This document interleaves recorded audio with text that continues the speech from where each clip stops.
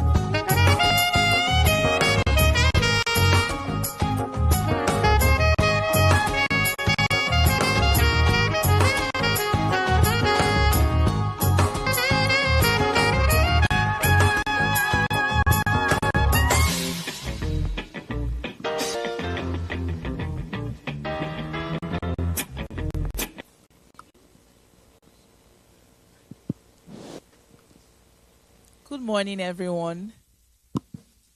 Good morning. My name is Adobe Onyedum, and I'm the Director of Partnerships of the Nigerian-British Chamber of Commerce. And I'm very pleased to welcome you all, physical and virtual attendees, to the 2024 Nbcc Construction and Real Estate Seminar.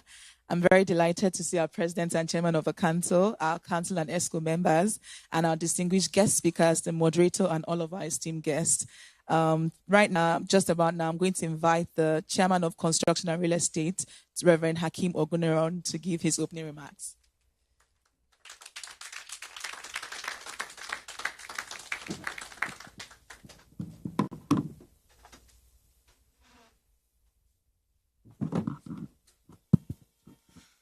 Good morning, distinguished ladies and gentlemen. On behalf of the Construction and Real Estate Group of the Nigerian-British Chamber of Commerce, we're very delighted to welcome you to this event. This is our second event for this year, but this event has taken us about 2 years for us to plan. As a chamber and as a group within the chamber, part of our mandate is to ensure that we lead discourse and narratives that will help to re-envision the built environment. And all of us know that in the built environment today, part of the challenge that we have is the issue of building collapse incidents. And so we consider it imperative at the beginning of the year, after we had our real estate outlook, to begin to work towards this particular event. This event is very, very important for us as a group and as a chamber.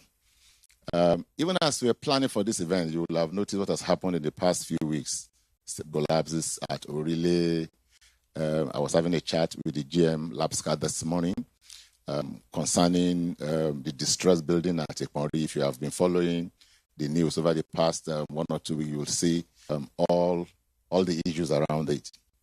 So we've put together this event to drive this conversation. What we have basically done is to take a look at the housing value chain, look at the critical stakeholders who could help in one way or the other to ensure that I have more resilient buildings, and we have put them together.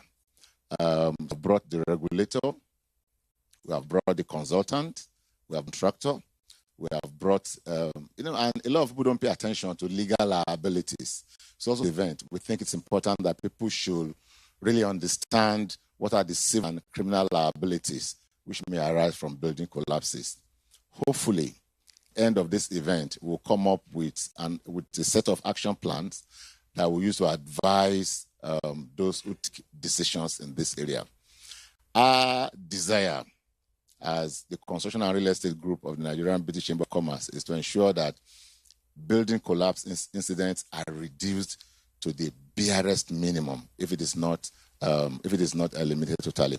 And so one of the aspects of the discussion today is also to look at technologies which aid building resilience. So there's a whole part of the discussion that has to do with how can you even deploy technology to ensure that you put together buildings which are resilient and can withstand the test of time.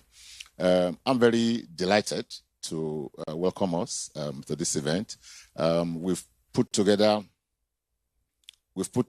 all the we brought together leading actors in the industry from Redan, from FIAPSI, and from all other segments of the industry.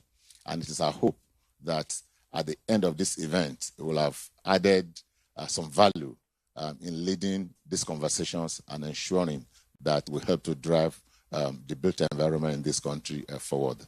On that event, I'd like to welcome us, and we'll now proceed to take the national anthem so that the program then continues from here.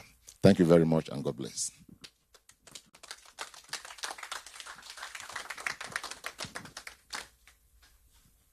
Nigeria,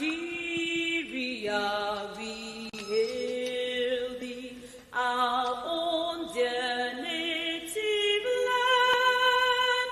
No tribe and tongue may differ, in brotherhood we stand. Nigerians old and proud to serve, our soul.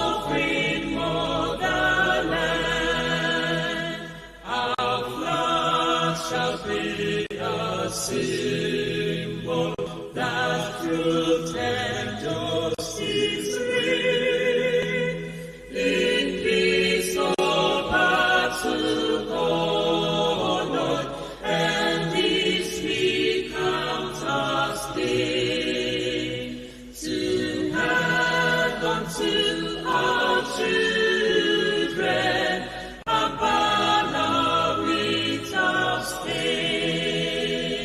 O God of all creation, grant this our one request. Help us to build a nation where no man is oppressed, and so with peace and plenty, Nigeria may be blessed.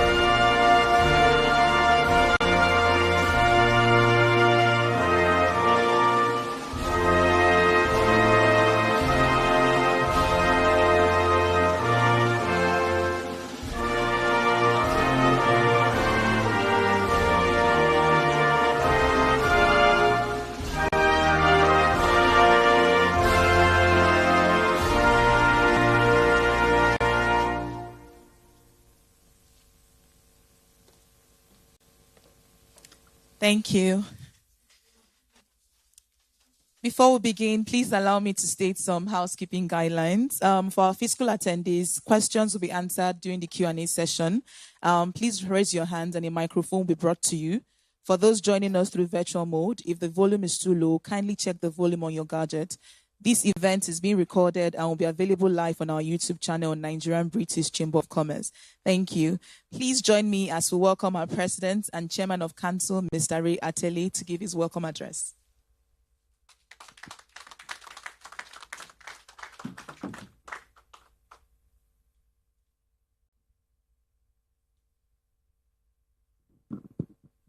Once again, good morning, distinguished ladies and gentlemen of the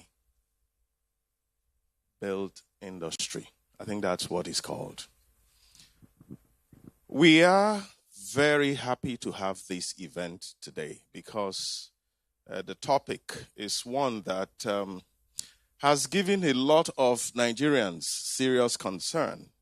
And so we cannot talk too much about building collapse and how we can stem that tide.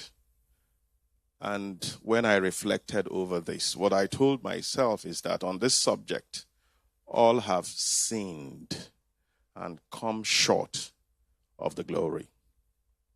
Yes, indeed, because there are different players in the industry. Those who have the authority to approve and supervise, they play a role. And then there are contractors, there are developers, they equally play roles. And you have property owners. It takes two to tango. You have 300 or thereabout property inspectors in the whole of Lagos. That's not enough. So we need to have more. We need to invest more, bring more on board. Because what can 300 do when you have estates sprawling all over the city of Lagos? It is difficult for them, to do. And then, as they struggle to do this, they run into property owners who want to cut corners. They will be the first to say, they're asking us for bribe. What did you do? You break regulations, and you're looking for a way out, and then you turn around and say, somebody is asking me for something. Developers who don't want to spend to buy the proper materials, the right materials for the development of their estates. They want to cut costs. Sometimes the height of the buildings, they are too short. The load on it is too heavy because you started by applying for approval to put up a 3-floor structure, and then you increase it to 5. The load is too much. Someday the house collapses, and then you turn around and say, oh, those people, they did not inspect. They did. And if you bring out the papers, the approval was for 3, not for 5. But you know what you did. There are always enablers in the corridors of power. So you look for the enablers and you work with them. You circumvent the system.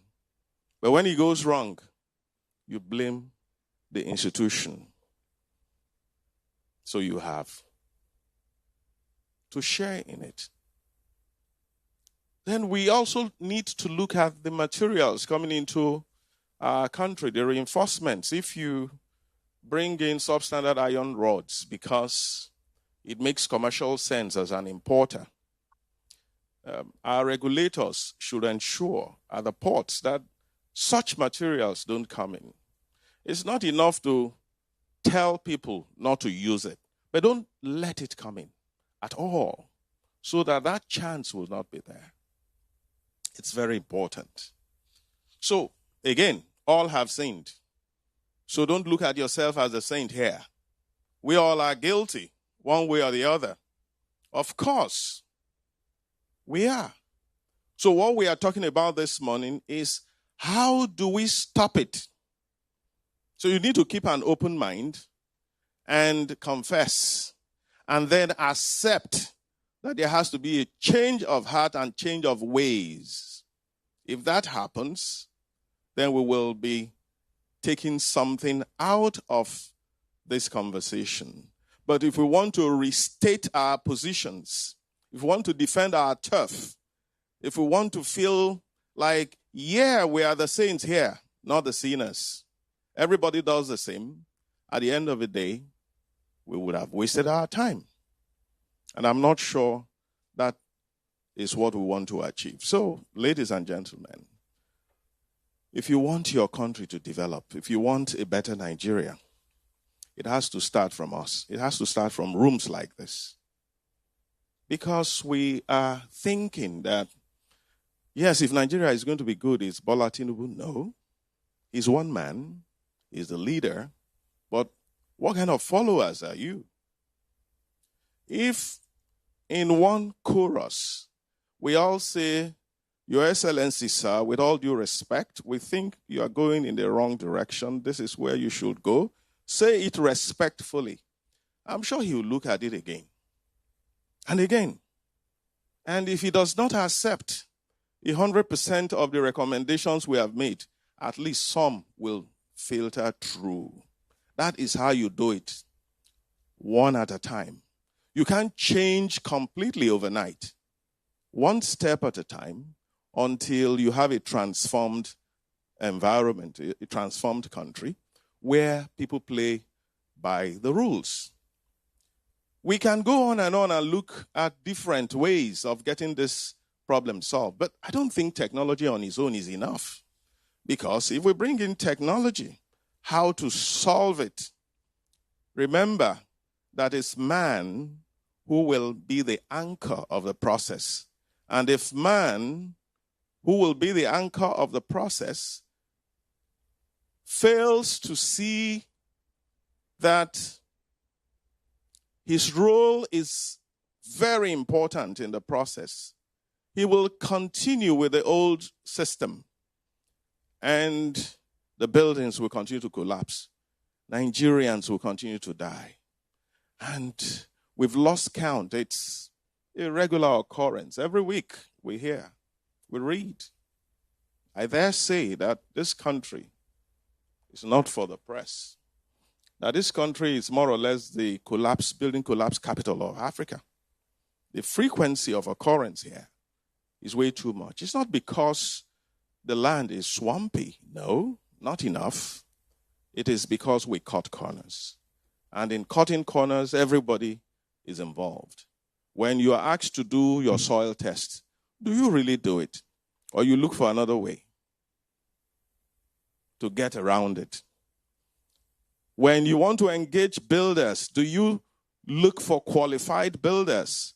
Or you look for a bricklayer who claims to be an engineer, and then he's handling? And you introduce him to your friends, meet my engineer. He's not an engineer. He's a glorified artisan who claims to be an engineer. And regulatory professional bodies should also look at this. Sometimes go to the sites, ask the man to bring his qualification. Let's see. All right? It's important that all involved, through concerted effort, put heads together to do this. And with time, it's not going to happen overnight. We start to see that, yes, change has come. And the incidents will start to reduce. I don't get it when a building is marked for demolition, and after 2 years of being marked, it's still standing. You've created room for someone to sneak in there and live in there or operate. That's not good enough. If it's marked, it should go down. So long as the process of marking is transparent and not politically motivated or intended to witch hunt, let it go down. Because it's in the interest of the country that it should go down. When these things happen, the BBC will carry it. They are our partners. And you read about it. What image do we make, do we build as a country when these things are being reported? Let's see a change in the narrative. You know, we should be talking about positive developments. And if we can achieve that, it will help us as a nation. So, fellow Nigerians, let us, it's not a cool announcement, fellow Nigerians, let us do the very best that we can this morning to bear our hearts and minds and come up with something that can move the needle, because we seem to be going round and round in circles. I have been in such gatherings before, and same subject came up. What have we achieved? We must achieve something today. Thank you.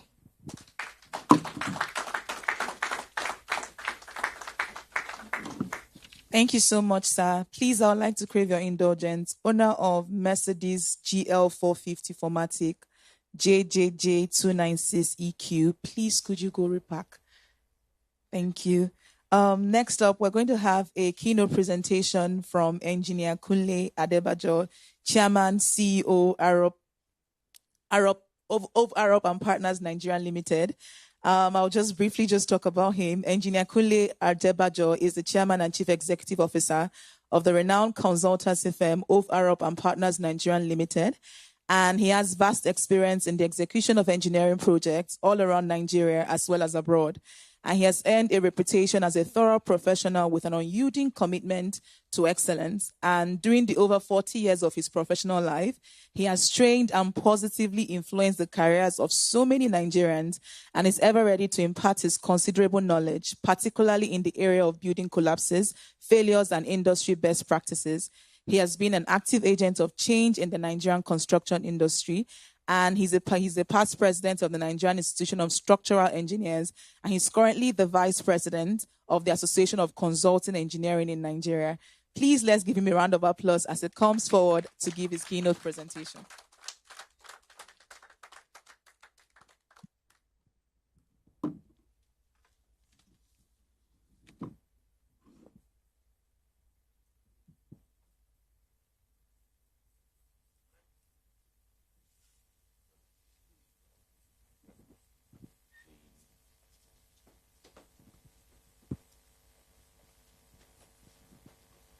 Thank you. Good morning, everyone. Good morning. The President, members of council, all the captains of industry, the big personalities in the construction industry, and distinguished ladies and gentlemen. Let me first say my own confession that I have sinned. But I have repented.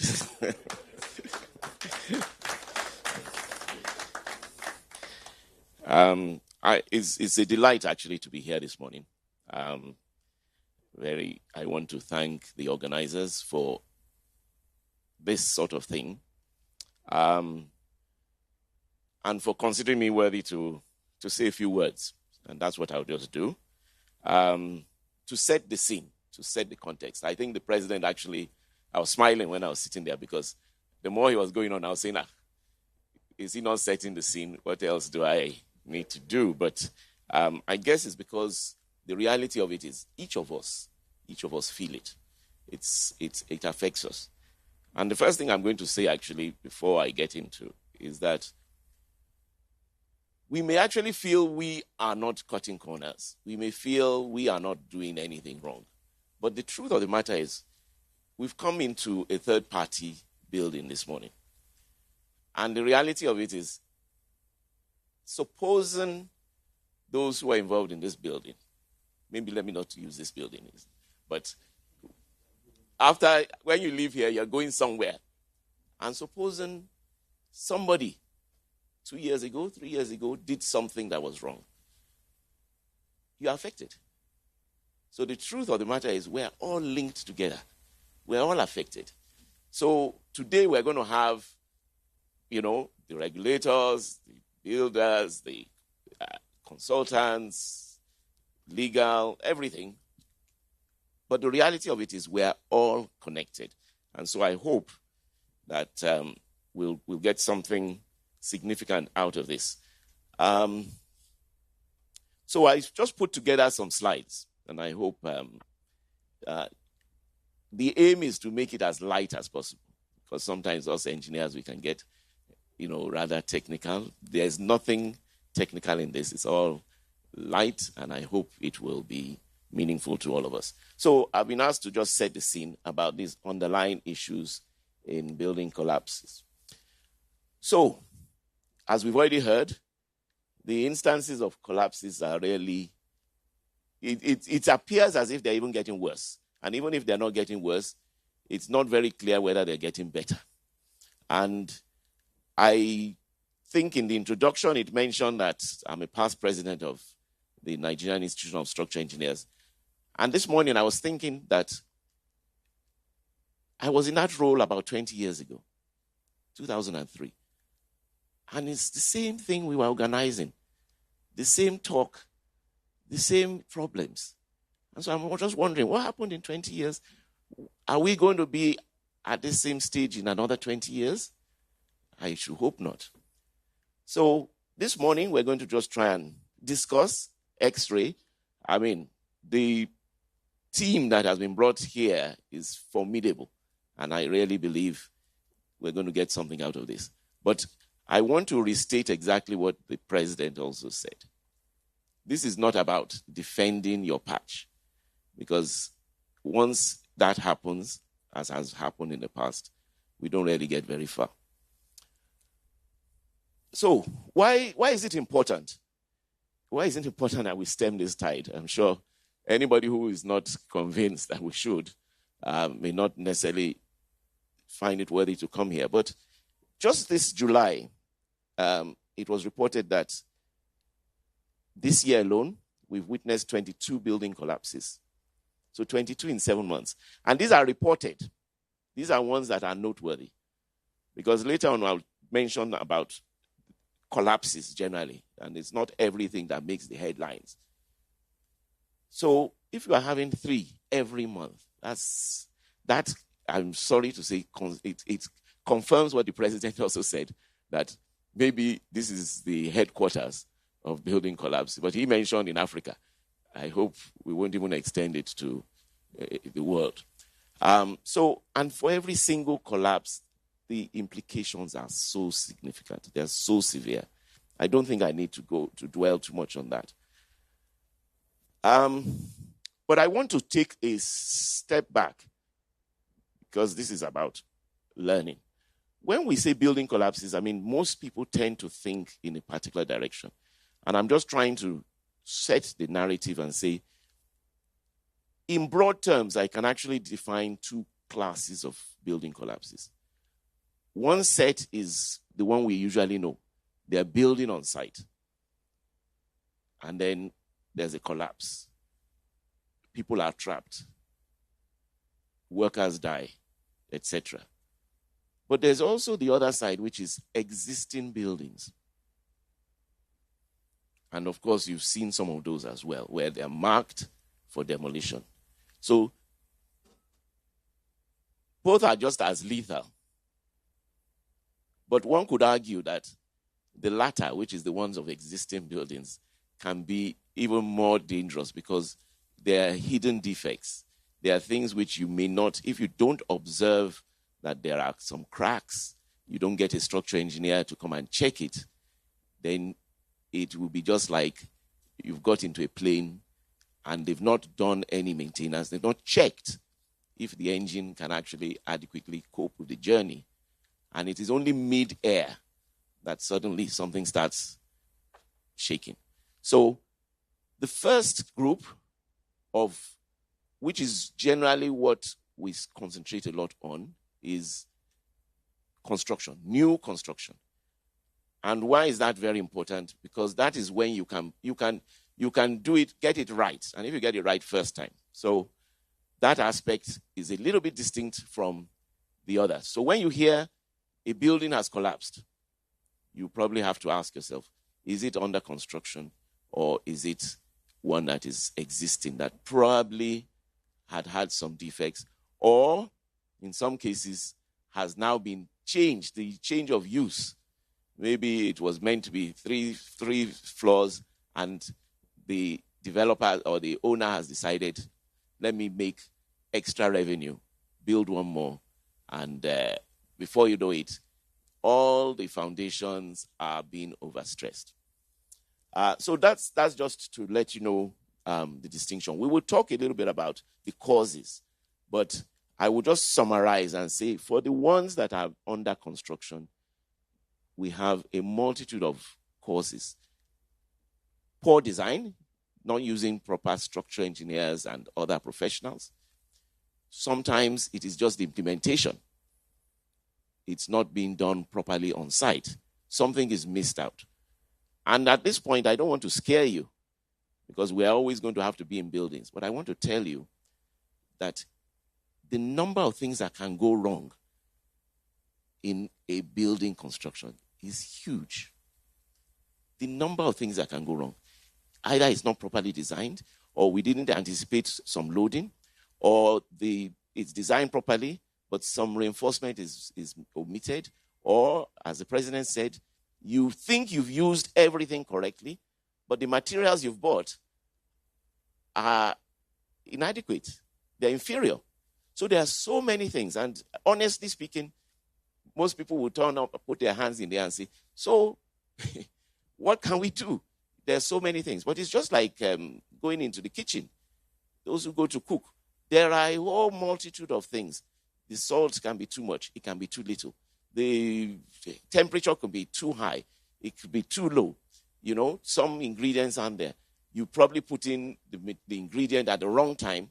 So even when you are not cutting corners, there are so many things that can go wrong. And I always feel very, very sad when I hear of people say, I've been building since I was a small boy. So there's nothing I don't know. And we all know about the Ikoyi. I don't want to really repeat it here, but the Ikoyi developer who actually said it on camera that, what do I need engineers for? And of course, we know the end results of that. And then finally, coming to the second side, I'm just trying to summarize, the ones of existing buildings. That's actually a very, very tough one. And we have GM of Labsca here. They would tell you that the reality of it is you are literally operating in a jungle. How do you know which ones are faulty?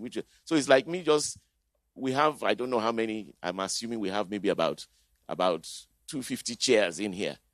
And I tell you that this morning I came in at 7 and I put something on one of the chairs. How do you find it? Because they're all looking blue.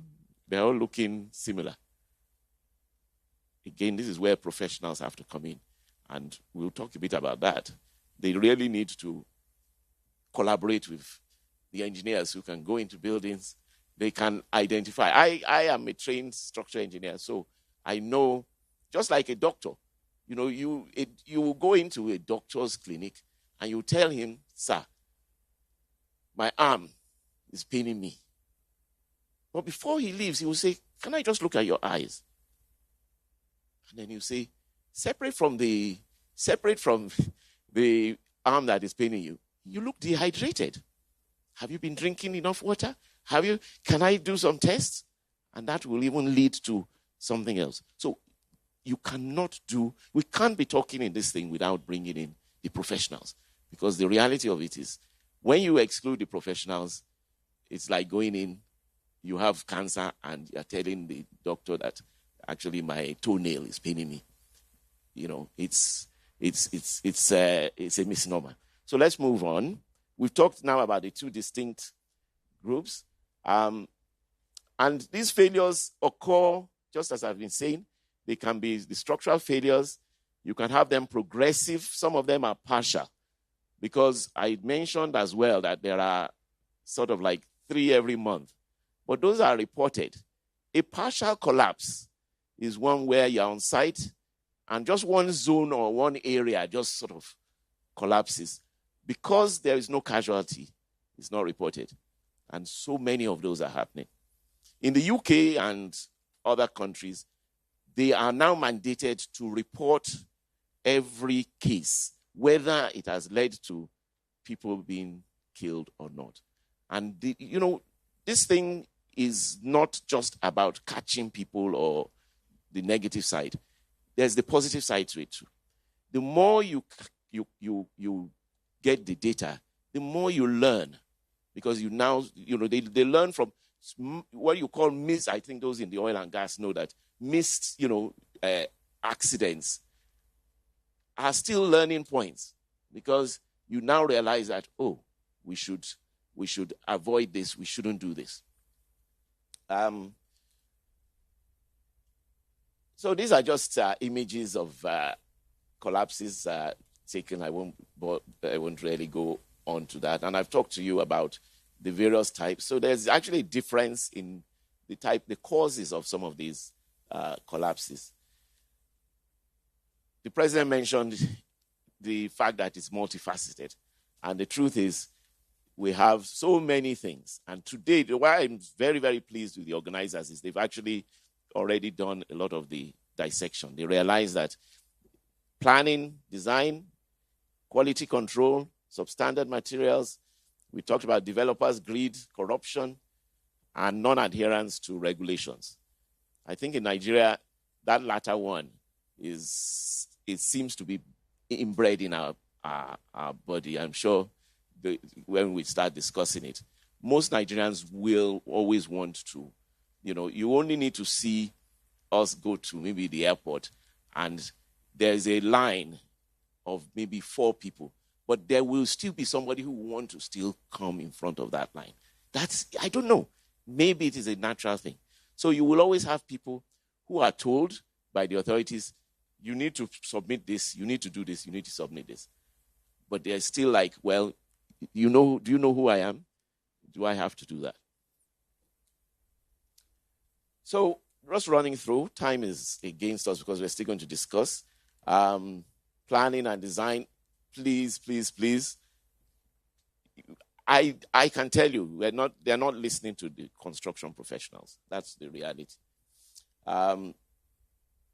Materials.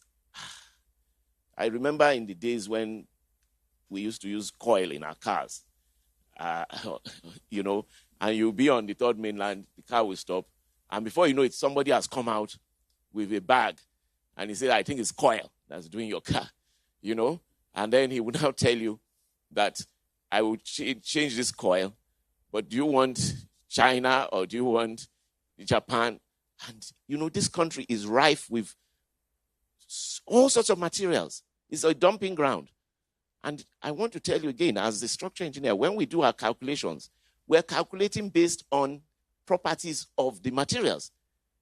And now if those properties are not what is there, then you are in trouble.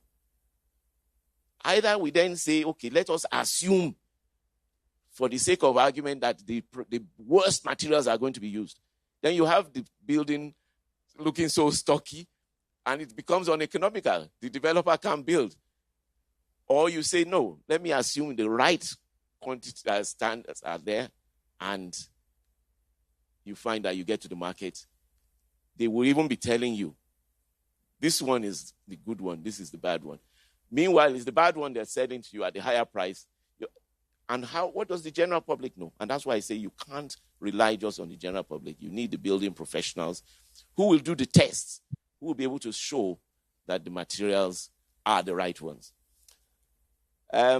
Moving along to all these root causes, I've skipped the developers because we know them very well. It's understandable to some extent. Everybody wants to maximize profit. And then non-adherence to regulations, I'm sure there's going to be a lot of mention about that. So, just winding up in general terms to give you, I've just put out here some of the collapses that many of us know, just to remind us that we're not just talking, it's not just rhetoric. These are real issues and real problems, and people are being impacted by it. An example is Synagogue Church. And I'm going to just also say one of the things that, and please, we have to be very frank and honest with ourselves today. Many of these, you still ask yourself, what lessons have been learned? Where is the report? Who has been prosecuted? What is different? Because if a child, does something wrong and you don't at least tell him and let him, of course he's going to continue doing it and continue doing it and continue doing it. So synagogue, till today, I know some reports were said, I know there was some rhetoric, but we don't we haven't really got down to the bottom line to be able to say, these people, this was what happened. Meanwhile, 116 lives were lost. And incidentally, most of those lives were even foreign. They were from South Africa and the likes. People who came into the country seeking a solution.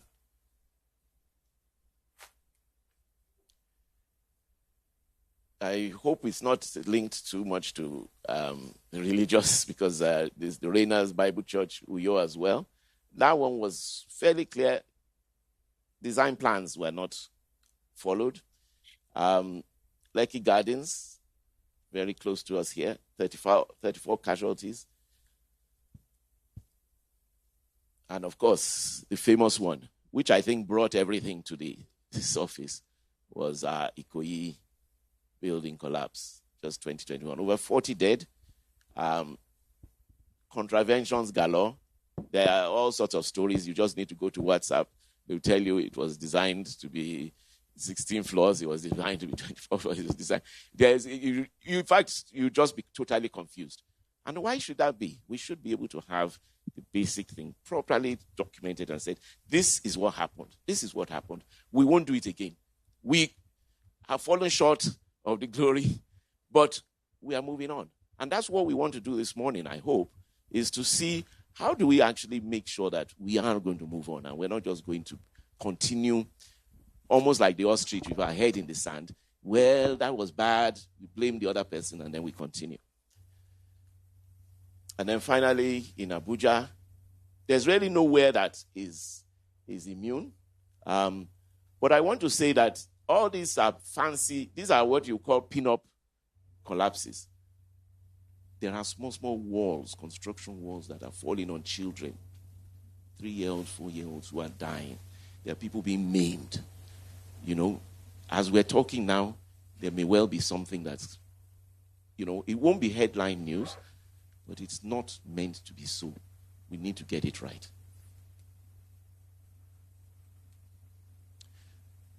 So, just to say that this topic about stopping the committees, the panels, the rhetoric, the play acting, playing to the gallery, and actually taking some basic action is very, very essential. We really need to make a change. And just to give you an example, I will just mention some of the lessons that we have still been able to pick. That is that, you know, trying to avoid things, neglect is generally very expensive. You will end up losing so much more if your whole site is not even confiscated altogether.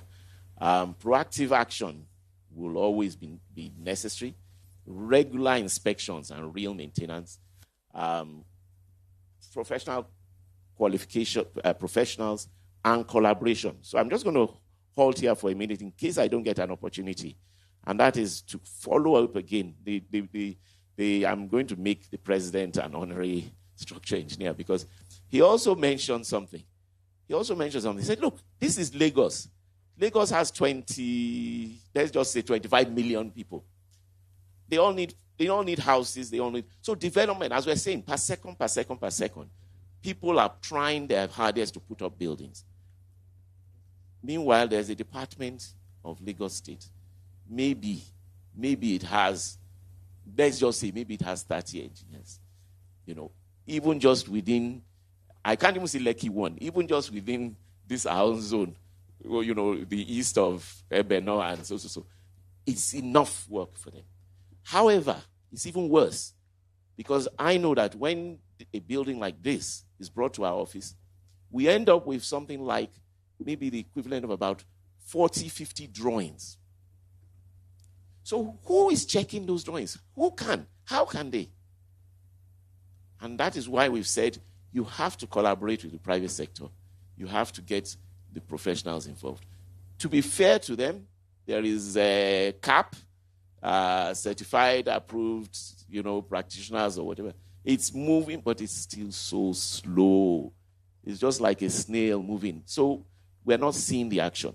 And to round up, I'll say we need to do so many things to prevent building collapses. Enforcement of codes. Even our codes are not yet where they should be. But even then, we're not enforcing them properly. We need a lot of public awareness, a lot of collaboration. And if I just show you that the reason we're here this morning is because even if we're making some changes, very, very slow. When I was preparing this, I realized that I had in my, I have some folders which collapses I tend to put into the folder. And I realized that I had something that showed 10 years apart. So I'll just show you. Hope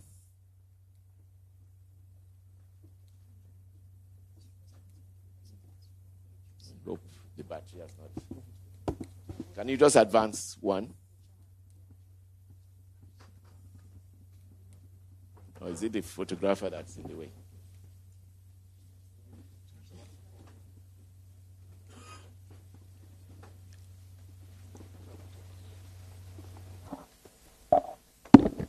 Just advance the slide one, if you can.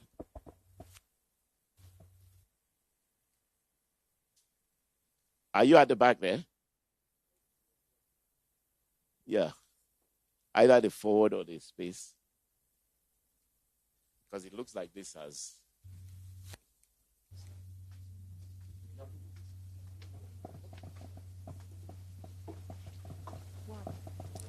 No, it has not collapsed. Okay, let's call it a partial collapse. Good. All right, so maybe you just do it. I'll see if I can do it here, but just go on one step up.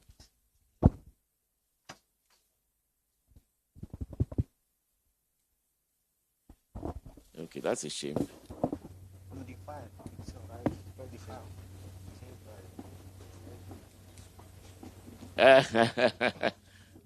And funny enough, our chair did very well. He came to the back, he made sure it was working. So, why don't you just stop it, open it again, and then go to that slide?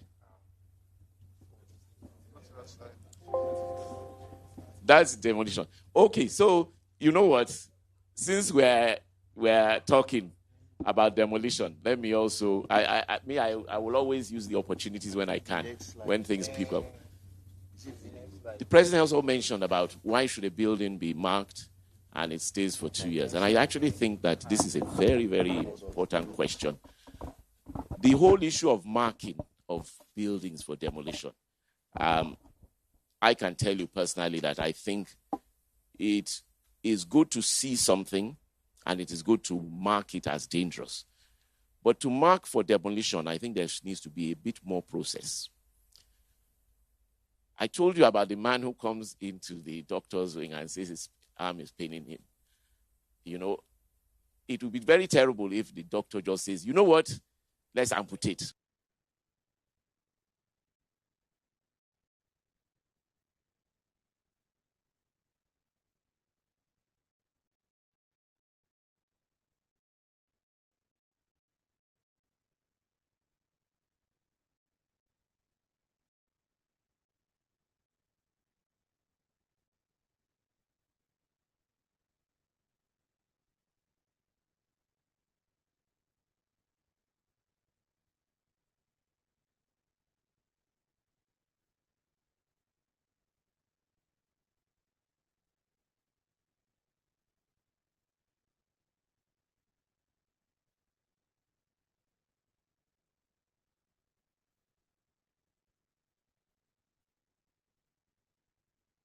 We were able to show this.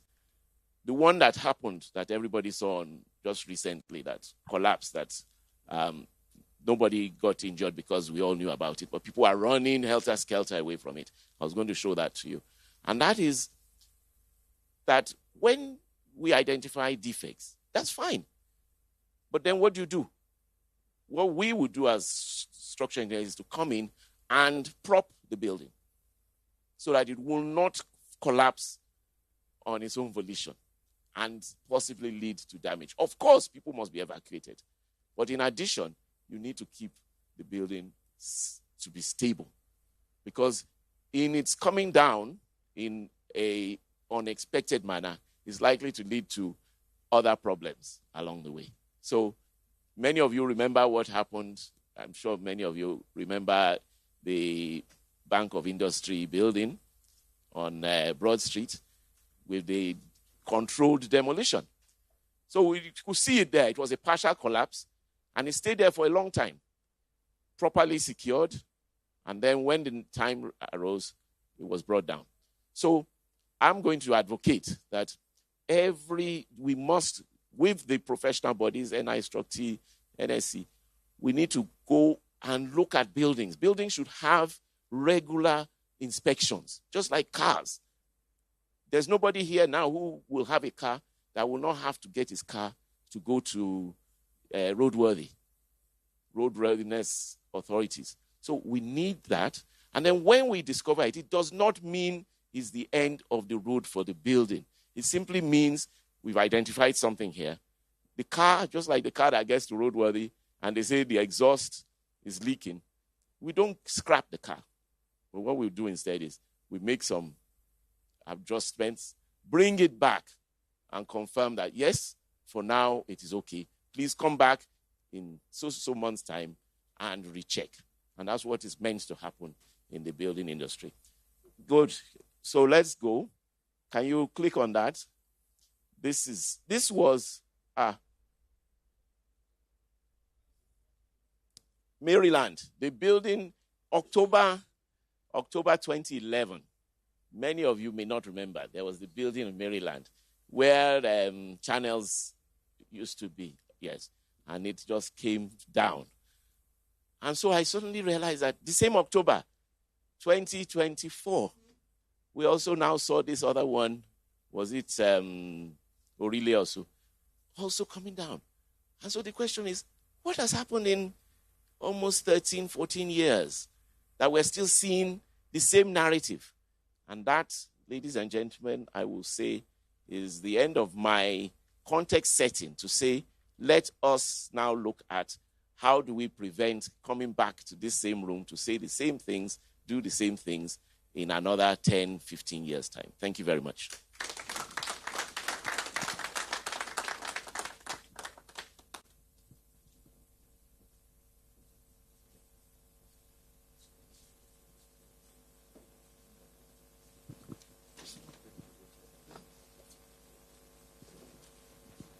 Okay. Thank you so much, sir, for that very insightful session. Right about now, let's have a sponsors video advert from Netcom Oaks Limited.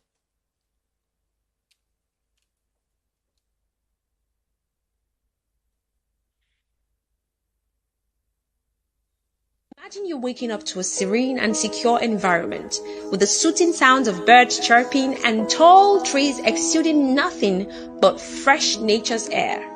World-class amenities? Check. Comfort? You guessed right. Check.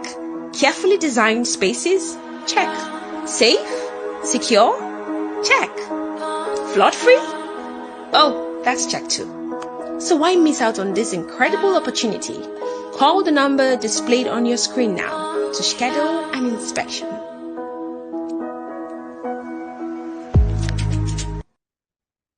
Thank you, media team. And right about now, we're going to have a lead sponsored video presentation from Aftech Industries Limited. And we'll have engineer Imran Ahmad Tijani handling that presentation.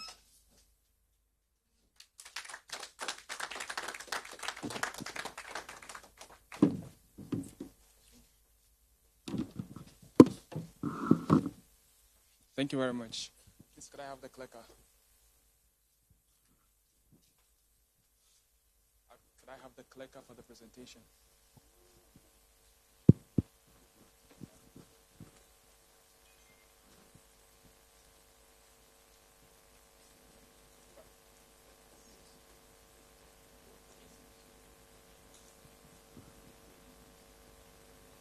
Thank you.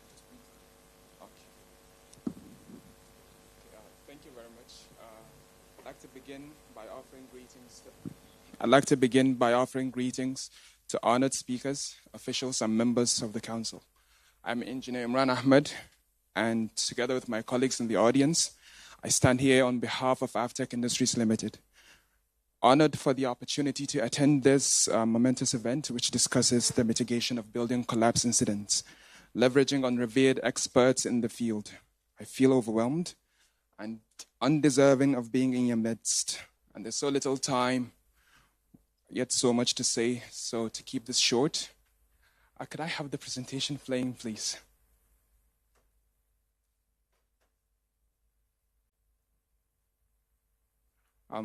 Supposed to be an accompanying slideshow.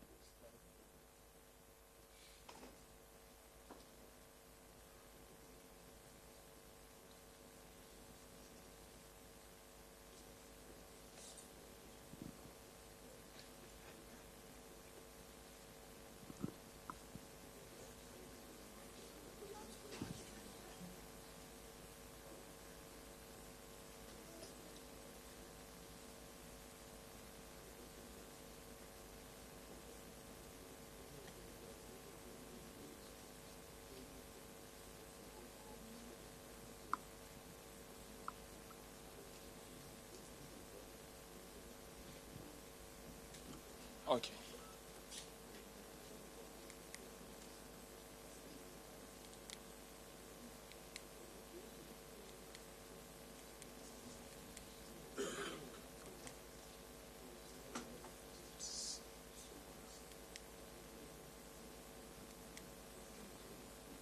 Okay.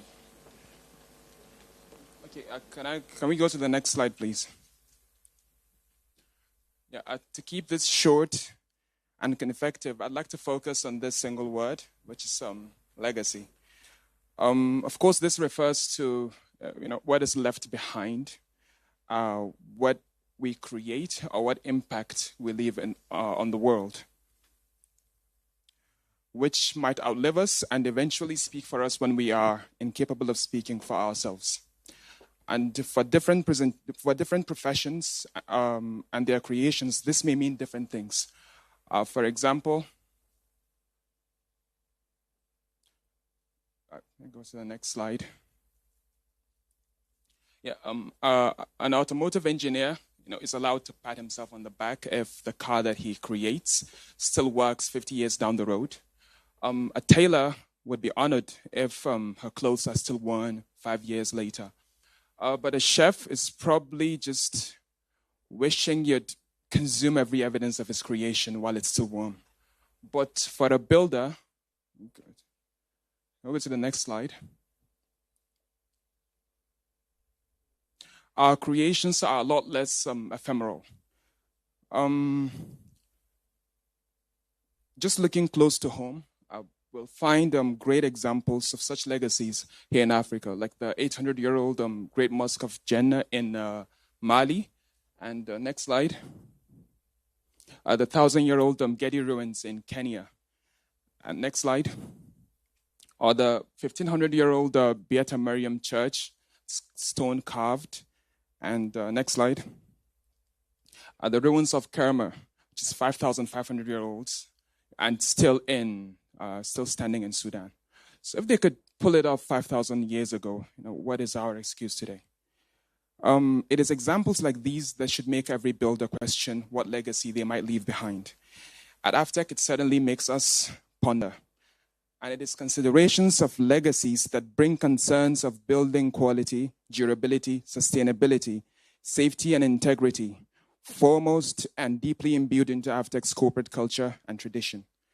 We commit to maintaining these foundational principles through our portfolio of ongoing projects and engagements within the African continent, like the 50,000-hectare city in Cape Coast, Ghana, facing the Atlantic Ocean and situated to becoming the largest city development project in Africa.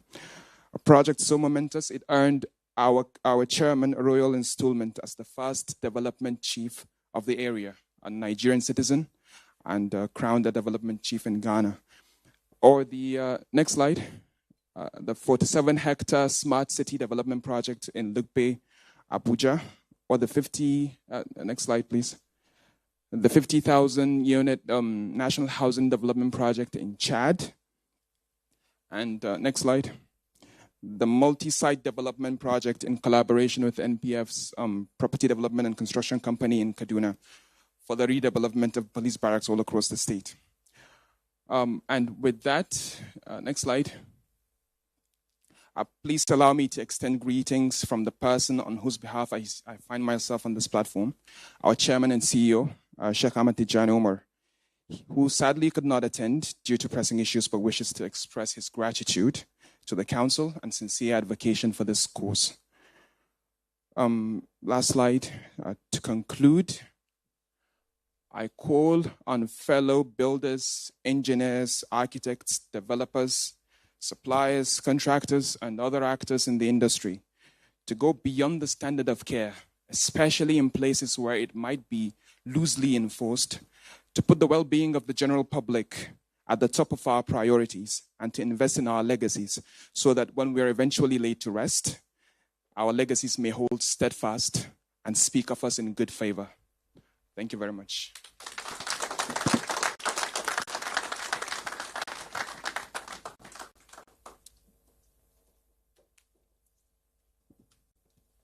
Thank you. And right now, we're going to have the moment we're waiting for the panel session. And I'll be introducing the moderator of this panel session, Dr. Patricia Omega Kukoyi. Dr. Patricia Omega Kukoyi is a senior lecturer in the Department of Building at the University of Lagos, Nigeria, where she specializes in construction management.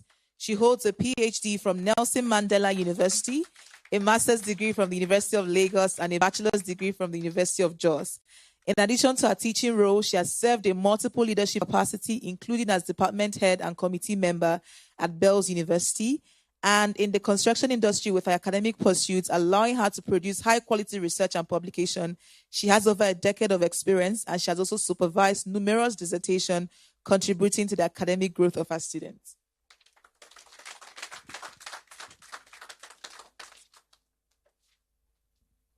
Good morning, ladies and gentlemen. All protocols observed. I actually do not envy myself now because we are all sinners, isn't it? And I'm here to serve as an advocate to bring all our sins forward. Really, it is an issue that really makes the industry not to look beautiful. And we must find a way to change that narrative. So today is not going to be about politics. It's going to be the real thing. Where are we? Where do we want to go? And how can we get there? So today,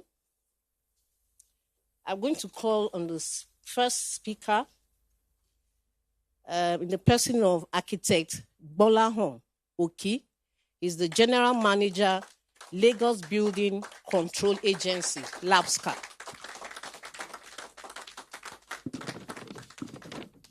Welcome, sir.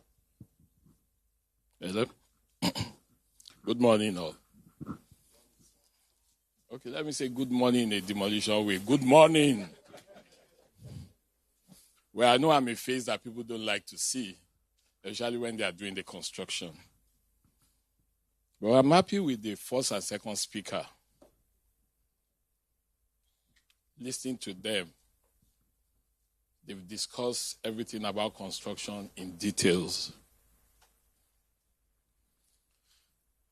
My coming to talk is just to put some salt and pepper on top of it, and to let us see what we are talking about in a reality form. I'm not going to speak as a government official this morning. I'm not going to speak like a professional. I'm going to speak like a sinner.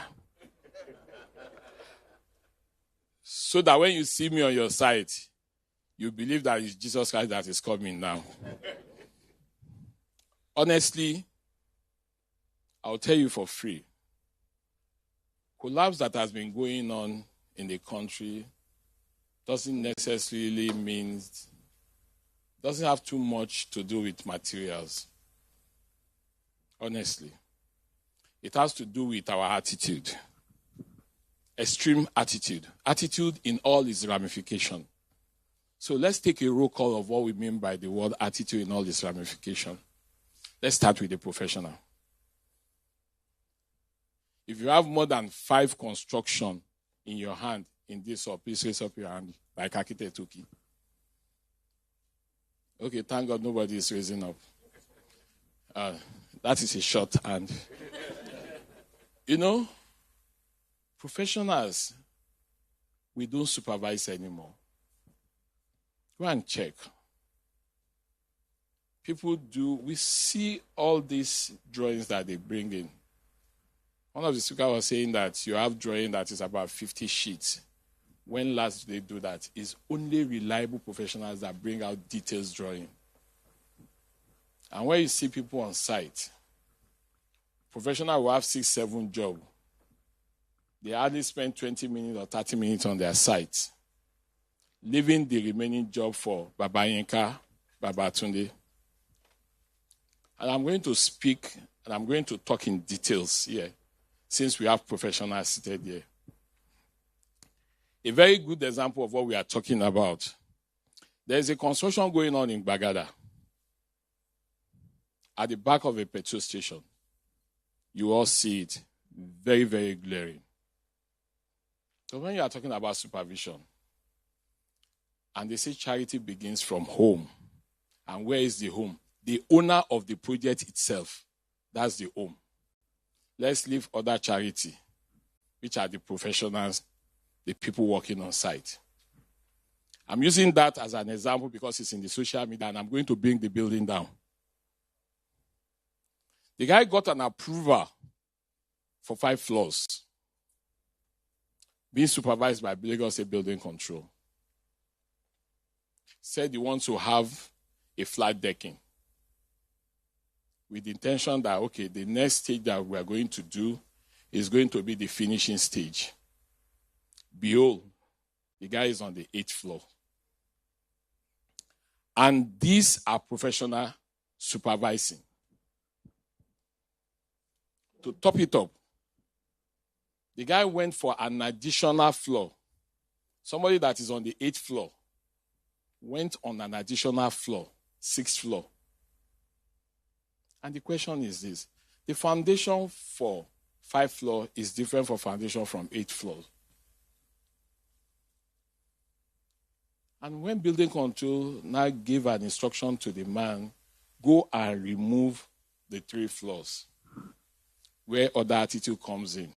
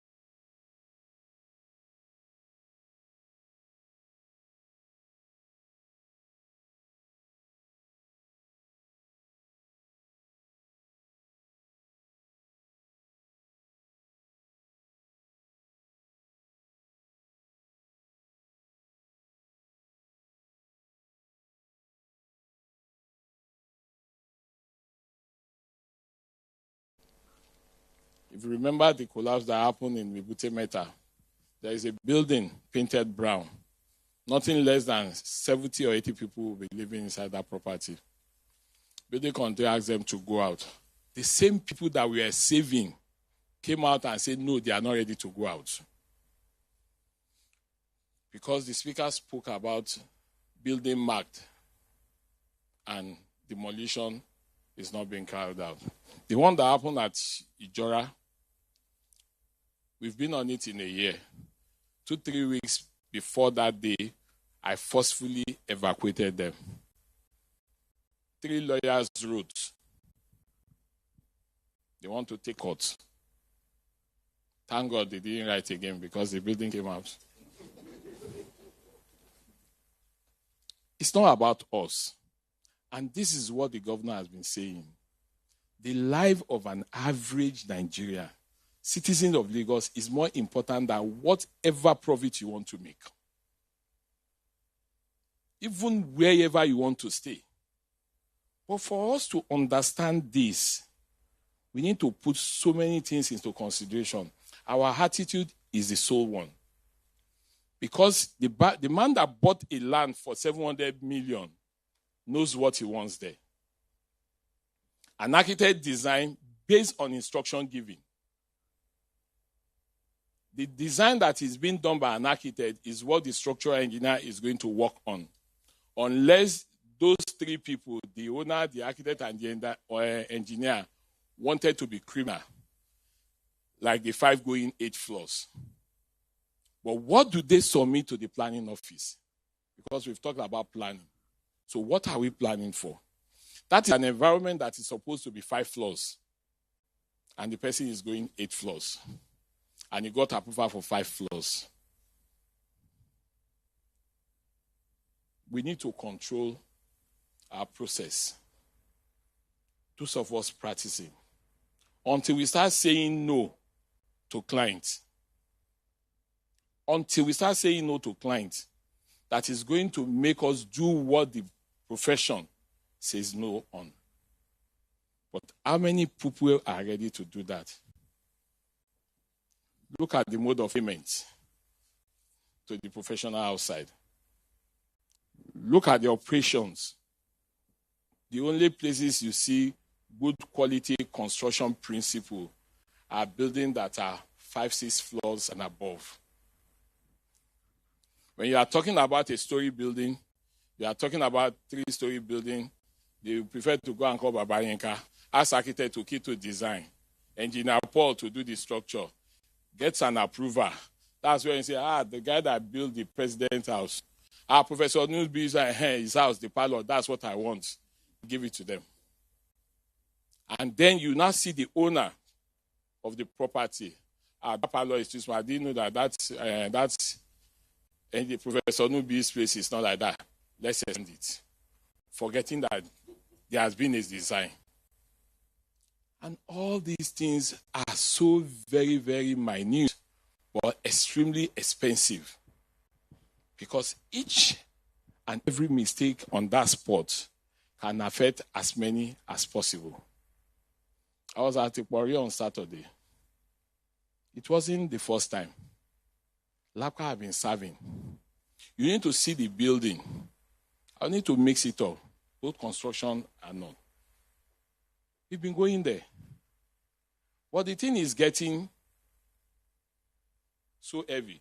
We have to go there. We saw it. You see a building at this angle, and the person living there went for an engineer. A property that doesn't have column. Most of us knows how the Jacob properties were built. Is it nominal reinforcement they call it? No column. And somebody in his dream, widest dream, starts pulling down all the angles. He wants to introduce column on ground floor because that's where he stays, forgetting about the next floor and others. And they are fighting. They don't want to go. And they are talking about courts. But if that building comes down, and I ask them the question, if it's your mother that is there and the building comes down, will you go to court? Collapse is something that we can avoid. Yes, building will come down. It's not only in Nigeria. Thank God that this is the age of social media. Before now, building do come down because there is no social media we don't know. But now, it gives us more aware. And the awareness, and that's why the present governor has started and been proactive, that we need professionals to join Lagos State Building Control. And the form has been out. We've been on it in the last 6 months, 4-5 months. We've extended it. That we need professionals in the built environment to come together. And one of the things that we found out is that we don't have companies.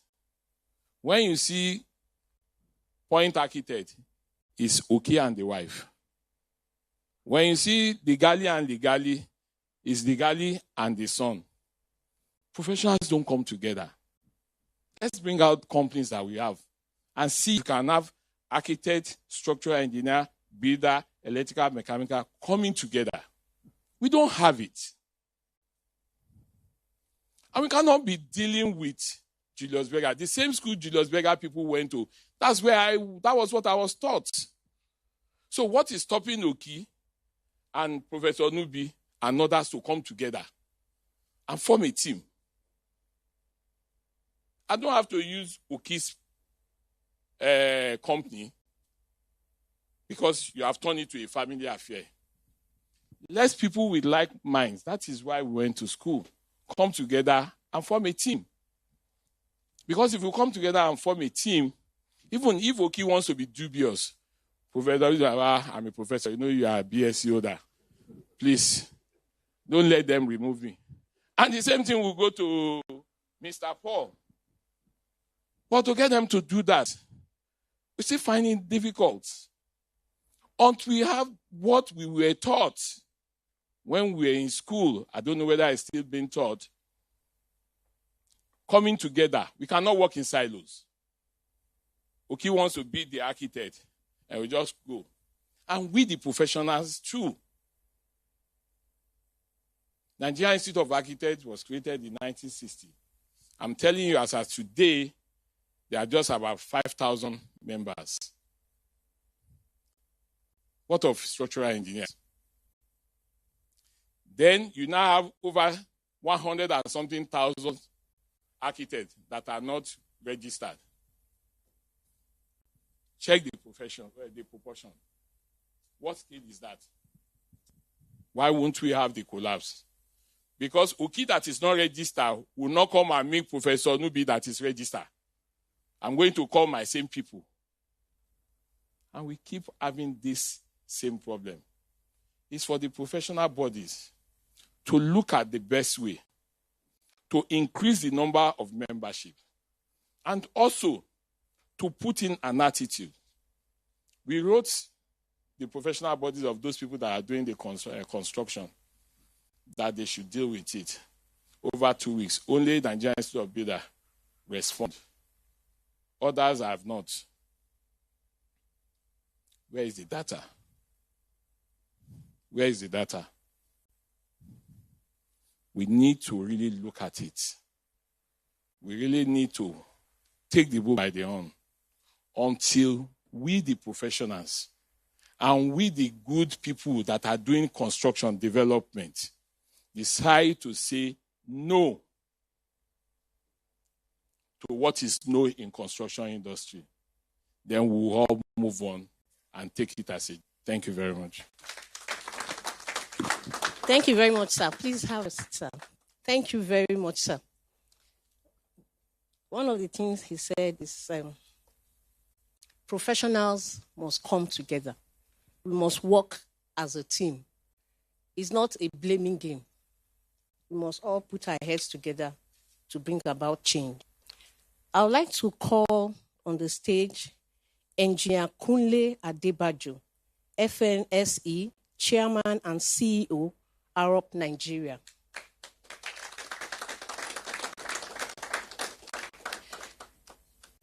We also have Engineer Igbohan Okaizabo, FNICE, FNSE, CEO, Construction Kaiser Limited. I think he's joining us online. You are welcome, sir. Thank you very much. Thank you. Glad to be here. Thank you. We also have Mr. Oluwatomi Vincent, Managing Partner at Ivory Solicitors. Okay. You are welcome, sir. Thank you. So please have your seat.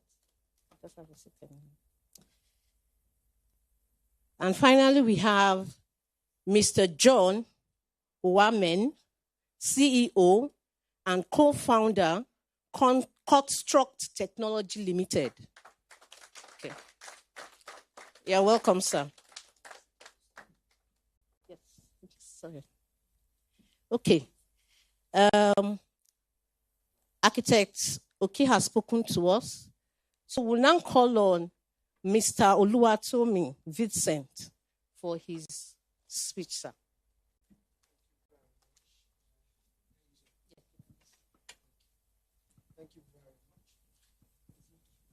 Actually very honored to be here and to speak to this very, very important issue of building collapse. And nobody's happy, like the past speakers had said, when you see the incidents of building collapses, the human, catastrophic, financial, and all whatnot. And that's why we need to speak clearly to the fact that there are liabilities involved when this happens. But before I go on, I want to say a big thank you to the organizers for having me come on board. Thank you very much. I'm not taking this for granted at all.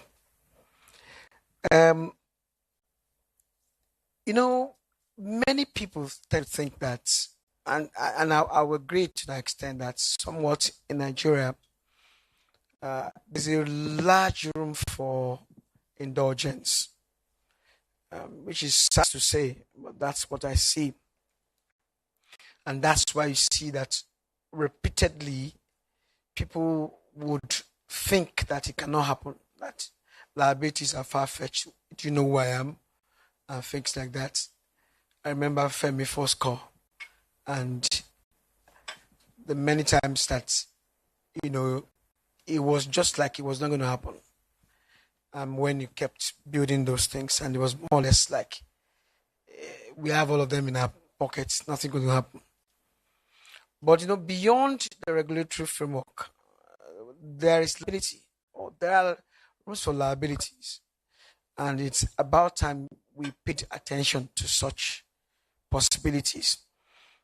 One thing about law that you should know, and lawyers who are here should know, that it's not every time that you are caught, but when you are caught, you are caught. And also, another axiom of law that you should know is that there's hardly any law that says that everybody caught will be prosecuted. It technically is going to be a bad law. Usually what you find is that anyone caught. So everybody might be doing the wrong thing. And it's not everybody that has to be caught. It's just one person. And when it happens, it's not part of your defense to say A is doing it or B is doing it. It's just the law that anyone caught. And so in addressing this issue, there are instances, let me just speak about 4 people who incidentally would be in the space of liabilities, among others. Let's speak the contractors. Criminal liabilities occur when there are, what is liability? Liability is when you are held responsible for whatever has happened. That's liability. And it could be civil liability, which is like you're open to wrong, to compensation for what you've done. Or could be criminal liability when it's just there are rules or there are legal rules that you have infringed that must be remedied by criminal prosecution. So when it comes to contractor, I'll just give some mishmash of this. In the case of Lekki Gardens, you will see that the basic culprits, that although there were developer was involved as well, but the culprit in that case was more or less the contractor. And it was Lagos State government was alongside with Lagos State government officials. They were charged. There was prosecution. Of course, plea bargain came in, but many people have thought that before then it was going to happen because of the caliber of the person that was involved. He had done. Before then, there have been instances when people had said that the quality of the estates that was being done by that company was a bit not too tidy. But the general conclusion before then was that no, it's so connected, or the developers were so connected, nothing will happen to them. Eventually, that collapse came. It came that he was arrested, the developer was arrested, and prosecution was done. Now, of course, after that, everybody kind of took time to become a bit careful. But you still have many estates, especially down this axis, that when you go into them, you will see that there's still room for legal liabilities. There's still a lot of room for liabilities. How about consultants,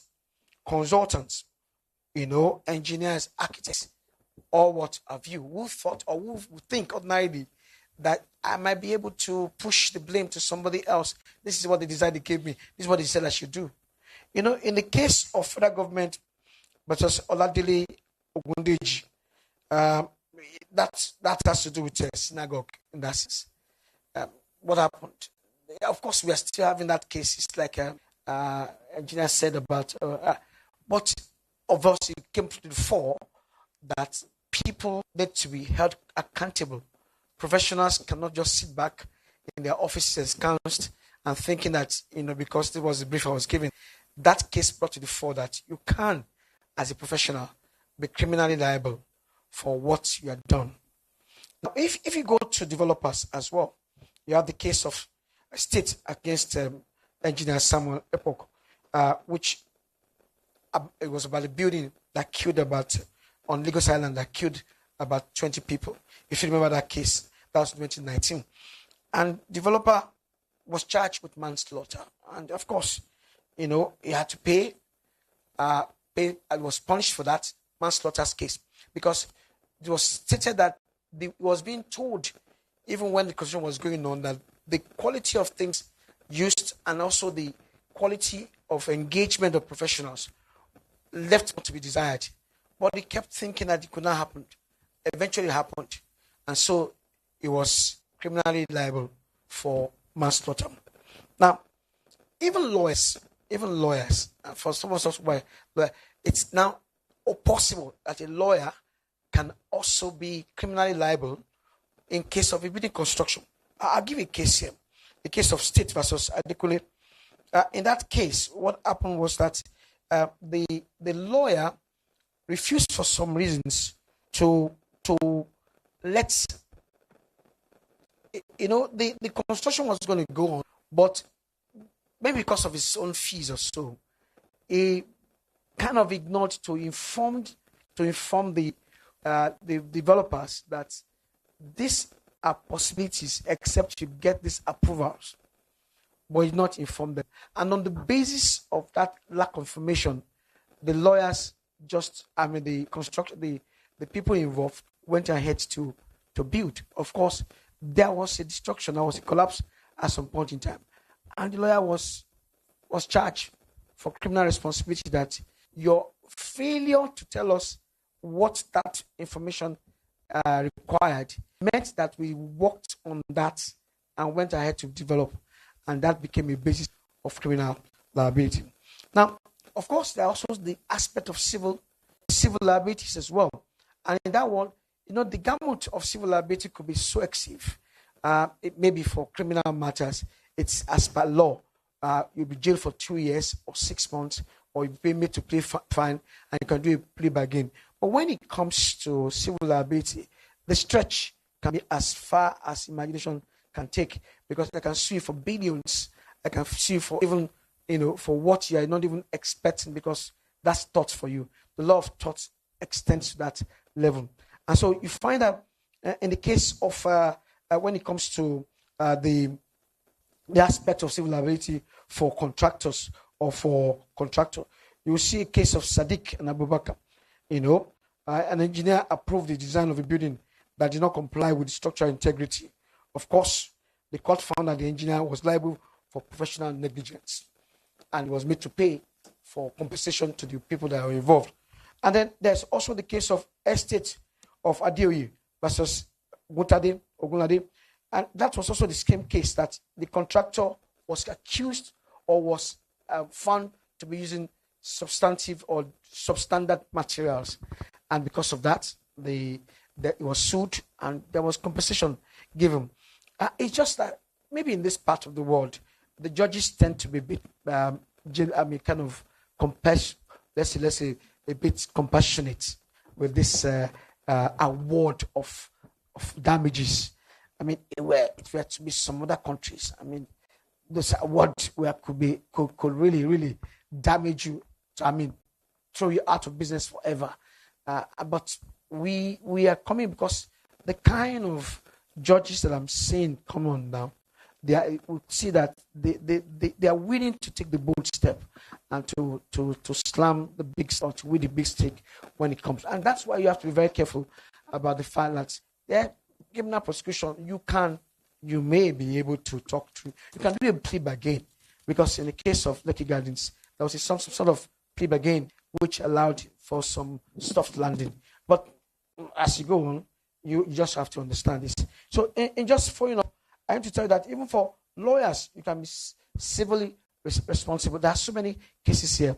But the bottom line for us is that let's not, beyond even that liability structure or regime, it's about time we rethink the operations, about giving our responsibility to this bit industry. It doesn't speak well at all, regardless of whether there are cases, there are courtrooms to be approached. It doesn't speak well to the fact that we're not doing the right thing, laying the right foundation. That building can house your grandchildren tomorrow. That building can house your children as well. So why not we take the bull by the horn and the right thing? Thank you very much. Thank you, Mr. Vincent, for the talk. Construction is a contract. And everyone that is part of that team is liable, and there's the contract that puts them all together. And he has given us a rundown of how each party within that team or within that construction thing that is being built is liable one way or the other if there's what? If there's a collapse. Thank you very much, sir. Thank you very much. I'll call on Engineer Okezabo for his presentation. He's online. Good morning, everyone. Can you hear me? Just want to confirm, am I audible? Yes. All right. Thank you very much for having me, and I apologize that I'm not physically there as I would have liked to be. This is a setting that I would have liked to participate physically. Unfortunately, I'm speaking at another event in Germany tomorrow, but I didn't want to miss this at all because I had an opportunity to work together and see how we can solve the problems in our society. So I'd like to thank the Nbcc for inviting me to come and speak, and I'm glad to be here. So from the contractor's point of view, to be able to mitigate the trend of building collapses in the country, I would like to put them in certain buckets. We talk about the people, we talk about the processes, we talk about the materials, we talk about the equipment, we talk about the regulation. As it has been said, it's very important that we use the right materials. And the truth is that, like Engineer Kunle Adebayo said, despite our best efforts, things still go wrong. We might have the good intentions. We've done so many checks, so many levels of checks, so many safety factors, yet things can go wrong. Murphy's Law, anything that can go wrong will go wrong. But then we need to continue to put these checks in place to reduce the impact and to reduce the incidences of building collapses. So what do we see in the industry? We see some contractors deliberately using cheap materials, maybe because they don't know the implications. So it's important that we have the right personnel in place who understand the implications of using fake materials. The structural engineer has designed using certain strength of reinforcement in place, maybe 460 Newton per millimeter squared, and you go and use reinforcement that is 250 Newton per millimeter squared. There's no way to do the same job.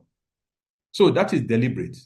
But then there's some time that poor materials are sold to you in the market without knowing. So what do? You need to test. You need to continue to test your materials to ensure that you are using the right materials. Randomly take samples, ask for test certificates, and make sure that you're using the right materials. Then talking about people, you have to employ the right professionals. Unfortunately, in our country today, we see even the people we have trained, they're all living for the Western world. They're living for Australia, US, Canada, UK. That's a challenge for us today because we don't have the requisite talent to help us grow our businesses. And this is happening at a time where even the foreign companies are leaving the country. We've seen Strabag leave the country. We've seen Bouygues leave the country. So many of them who have left the country. These are foreign companies that used to do work for us 30, 40 years ago. Now we're in a situation where, as indigenous companies, we have to do the work ourselves. And yet, we are losing talent. So it's important that we do a lot of training. We have to continuously train people. I'll give an example. When the Gerard incident happened, as a company, we had 2 training sessions on that incident. And what was the theme? It must not happen to us. This thing that happened in Gerard must not happen to us. So we started doing confirmatory soil tests. So even though the structural engineer, the geotechnical engineer, they've done their own tests, when we get to site, we do a confirmatory test before we start work to make sure that even the design that has been done, the parameters used for the design are correct. Because when something goes wrong, the first person they call is the contractor. Then we need to have ethical practices. We need to do things the right way. We need to be sincere. We need to be professional about how we go about our things. Because at the end, God forbid, somebody dies on the site. It's a problem for everybody. And like somebody said, would you pray for your relation, your own mother, to be in such a building? Of course, you don't want that. So we need to be honest the way we go about our business. Like doctors, lawyers, we are dealing with lives. Anything goes wrong, people die, and you don't want to have blood on your hands. That's so important. And we need to collaborate. I see that as one of the solutions today. When we have talent leaving the country, we have top companies leaving the country, then we need to collaborate, both locally.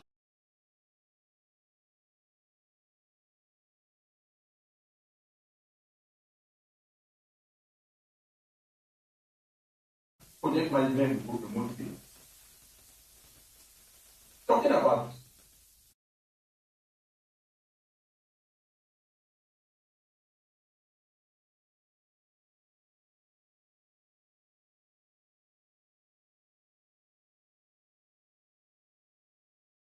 how many people do you need to cover all the buildings in Lagos and inspect them and make sure they're right? They are being built the correct way. That's tough. The people are not there. So when you can do some of these things remotely, it helps. Our institutions are weak. Are they empowered to do the right thing? Are they empowered to do the work they are supposed to do? So talking about confessions. Recently, about 2 months ago, we've been in business for 31 years as a company. There is no company that can say they have done it right since they started. There must be problems. Problems happen despite your best efforts. As a company, how do you deal with it? There's a gentleman there wearing white with a white cap, Architect Bola Hoki. I want to thank him publicly, and it's important that people know, because it's not only bad things we have to say.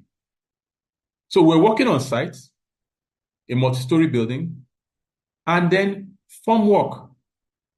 One of our girders cracked, and we're concreting at that time, and a portion of the slab with wet concrete came down. Now, it's not desirable. Nobody's happy. Nobody's proud of it. But then some people will say it's building collapse, structure has collapsed. No. What we had was a site accident. People all over the world, companies all over the world, Shell, Mobil, they all have pipeline leakages. It happens. But what do you do to it? How do you learn from it? How do you solve the problem and make sure it doesn't happen again? So what did we do? We had external consultants come and investigate the cause of this problem, despite the fact that we had 5 levels of sign-offs. 5. Within the company, we had 2 or 3. We had LabSCA sign. We had external structural engineer sign. So the question is, what are they signing? What are they looking at? Those are the questions we need to ask. Is it that they don't know what to do or they don't care? Now, this is a company that we do formwork designs. We use proprietary formwork. So it's not that we just go and use bamboo to work. No, we use formwork systems. So why did it happen? I want to say again, Architect Oki came there and he saw it and he said, you know what, this building is being well built. How did this happen? He said this thing is just an accident. Without asking us for any penalty, nothing, he moved and said, you know what, let us start to get away this debris. He brought 4 of his staff to come and help to even clear the place. So I want to thank him for his professionalism and integrity. So please, if he doesn't mind, I would like the public to please clap for him. I'd like you to clap for him because you see, we always think that people in the industry, they are all bad. Government people are all bad. This is my example of somebody who has been professional and has shown integrity in his work. And I feel that if a lot of them are supported, they can do things right. He came to decide, said, this work is very good quality. What has happened is an accident, can happen to any company. So how are we dealing with this as a company? We want to insist that all our projects have formwork design, so that as you are checking for reinforcement, you're also checking for formwork to make sure that they're properly done.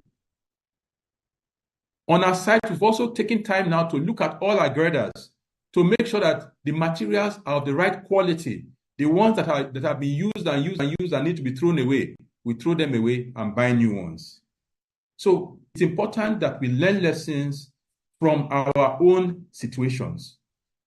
And we need to move to newer methods of work such that we rely less on people on site. We need to look at modular construction methods. We need to look at precast concrete methods such that things are done more in a controlled environment and then just brought to site and assembled. We need to look at the possibility of more remote supervision, collaboration, even with foreign companies. That's part of why I'm here. I'm meeting with a German company to see how they can support us remotely because we are losing our talents. Now, a recommendation to government. We would like to see a situation where all the organizations that we need to deal with are in one room, because we are seeing a situation where different groups, up to 5 different groups come, they close the site. They come, they close the site. Waste management, we see LabSCA, we see environment. Everybody's asking us for so many documents that we don't even know who to deal with anymore. So our recommendation to government is to have one room where all the organizations are. We come in, we deal with them, and they allow us to do our work peacefully. It's very important that we know who to deal with, and we all put hands together and make sure that things are properly done for the good of the industry. Because when these people are not employed, it's a problem for everybody. Thank you so much.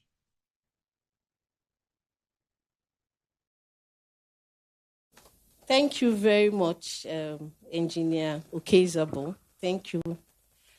From his talk, one of the issues raised has to do with education and training. Now, how do we bring the educators and those to be trained or those to be educated in order to bridge the gap for the change to occur? And I think as we continue our discussions, we get to answer some of these questions. Without taking our time, I'll call on Mr. John Wamen for his own contributions. Fantastic. Thank you so much. Let me first of all use the opportunity to thank the chambers for putting together this very robust panel. I think the robust nature of the panel gives us opportunity to go quite wide and hopefully, figure out this problem, which we must all agree is very, very complex. There's no magic wand that can change it, but a collaboration between all the different parties said will definitely move us closer to the right direction. I'll try to keep my own very simple. I recognize I'm one of the smallest in the room, so first of all, I can't stay longer than necessary, but importantly, I'll be very brief and not teach you anything that you already know.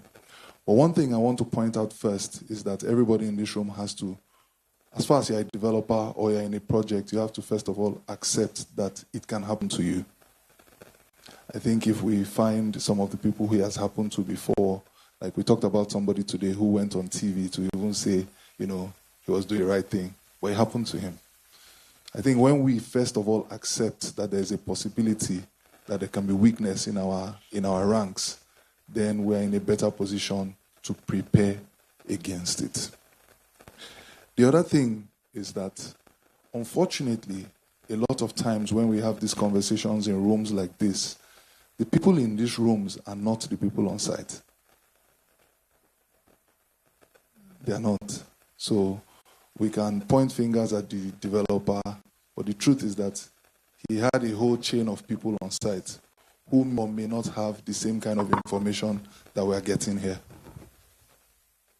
And so the question is, how do you take the things that you know and how do you make sure that it filters down through your ranks? And I think that's where technology comes in. If you give a site supervisor one site to supervise, he does it very well. You recommend him to your friend gives him 5. By the time he gets 10, you start getting calls. Why did you introduce me to this guy? The same guy. He was excellent on your site. What has happened? He has been spread thin. I always say when we talk about technology that technology can do nothing by itself. Technology is just an enabler for processes that already exist. And so sometimes when we talk about how can we enforce a lot of the, policies, everything that we've talked about today, a lot of it can be embedded in technology. From the beginning, pre-construction, to construction, to the execution. For example, my company, Construct, has decided to focus on supply, vetting supply, material quality, and making sure that contractors get the right quantity and quality on site. And during our research, we sat once with a procurement manager who was procurement manager for 3 sites. Each site is buying at least 15 different materials. His procurement policy says he needs to speak to 3 people to get best price before he makes a decision. That means 15 times 3 is 45, 3 sites. He's having 45 times 3 different conversations to get price. What of delivery? He's going to be calling the driver. The driver will say, I'm at Obalende, I'm coming. No, that driver is in Ikorodu. How many drivers is he speaking to? So at some point, when the wrong qualities of materials slip through the cracks, is he to blame? This is why a company like us exists. Our sole focus is to make sure that the vetting, the quality checks, the logistics are dealt with so that professionals can focus on what they really studied in school to do, not chasing drivers. And it comes back to collaboration, like Dr. Igban said. Another thing is that a lot of times, unfortunately, this one I want to talk about, and I'm ready to be flogged after saying it. When you come to a room of professionals, the very fact that we are professionals introduces a sense of, we know what we are doing. And we do. But the truth is, to improve on any process, you must first ask yourself what's wrong with it. And that means you must be humble and willing to accept that something can be wrong with it. We carry technological devices today like the iPhone, and I think today, if I have not lost count, we're at iPhone 16. I don't think it is because iPhone 1 was bad. But somebody sat down and said, how can we make this better? And they came with 2, and they came with 3, and today we're at 16. Once upon a time, all of us used to have a camera, an alarm clock, a calculator, and so many gadgets for so many different things. Today, you don't have all those gadgets, you have one. And on that phone, you can even check your blood pressure. Because somebody continued to think, how can we improve on these processes? I think one thing that, I will humbly say in a room of professionals is that we must also always continue to audit ourselves. It doesn't take away from the fact that what we know is solid, but continue to say, how can we do things better? And at this point, I'll ask my slide put on, and I'll take my flogging when I come down from the stage from anybody that wants to flog me. I created this. You see the guy with the round tire, and he's saying, can I suggest? And the other guy says, no, I'm busy. I need to use my energy to ride the bicycle with the square tire. If he took 1 minute to really listen to what this guy was saying, he may require less energy. So as I round up, I'd just like to say, Everything we've spoken about today that can be negative can be any of us. Please, don't be with the guy riding with the square tires and refusing to listen to the guy with the round tires. Thank you.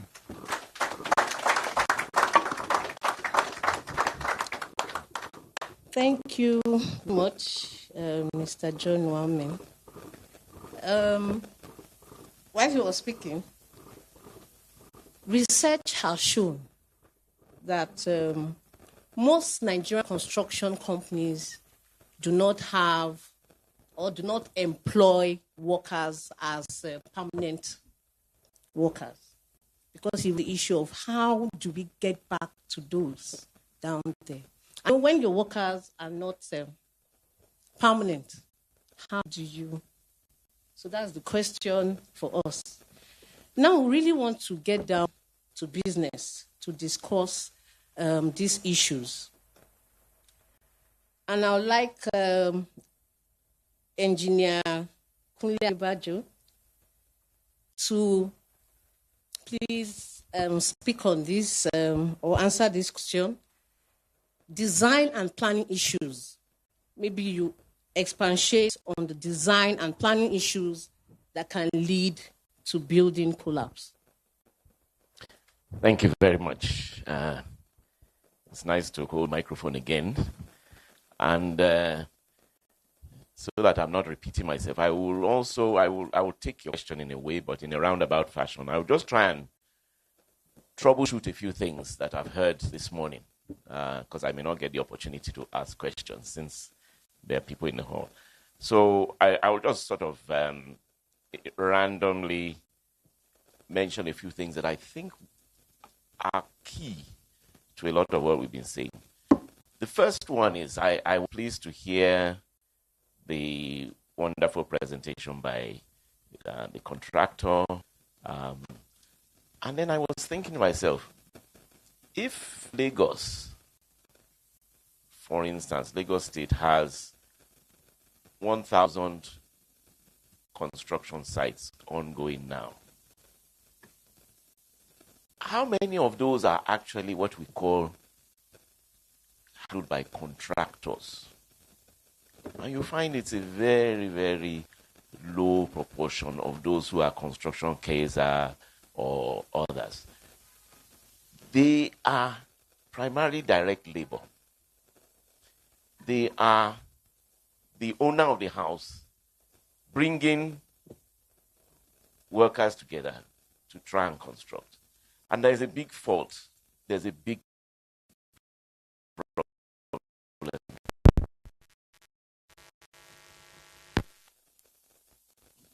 Fascia.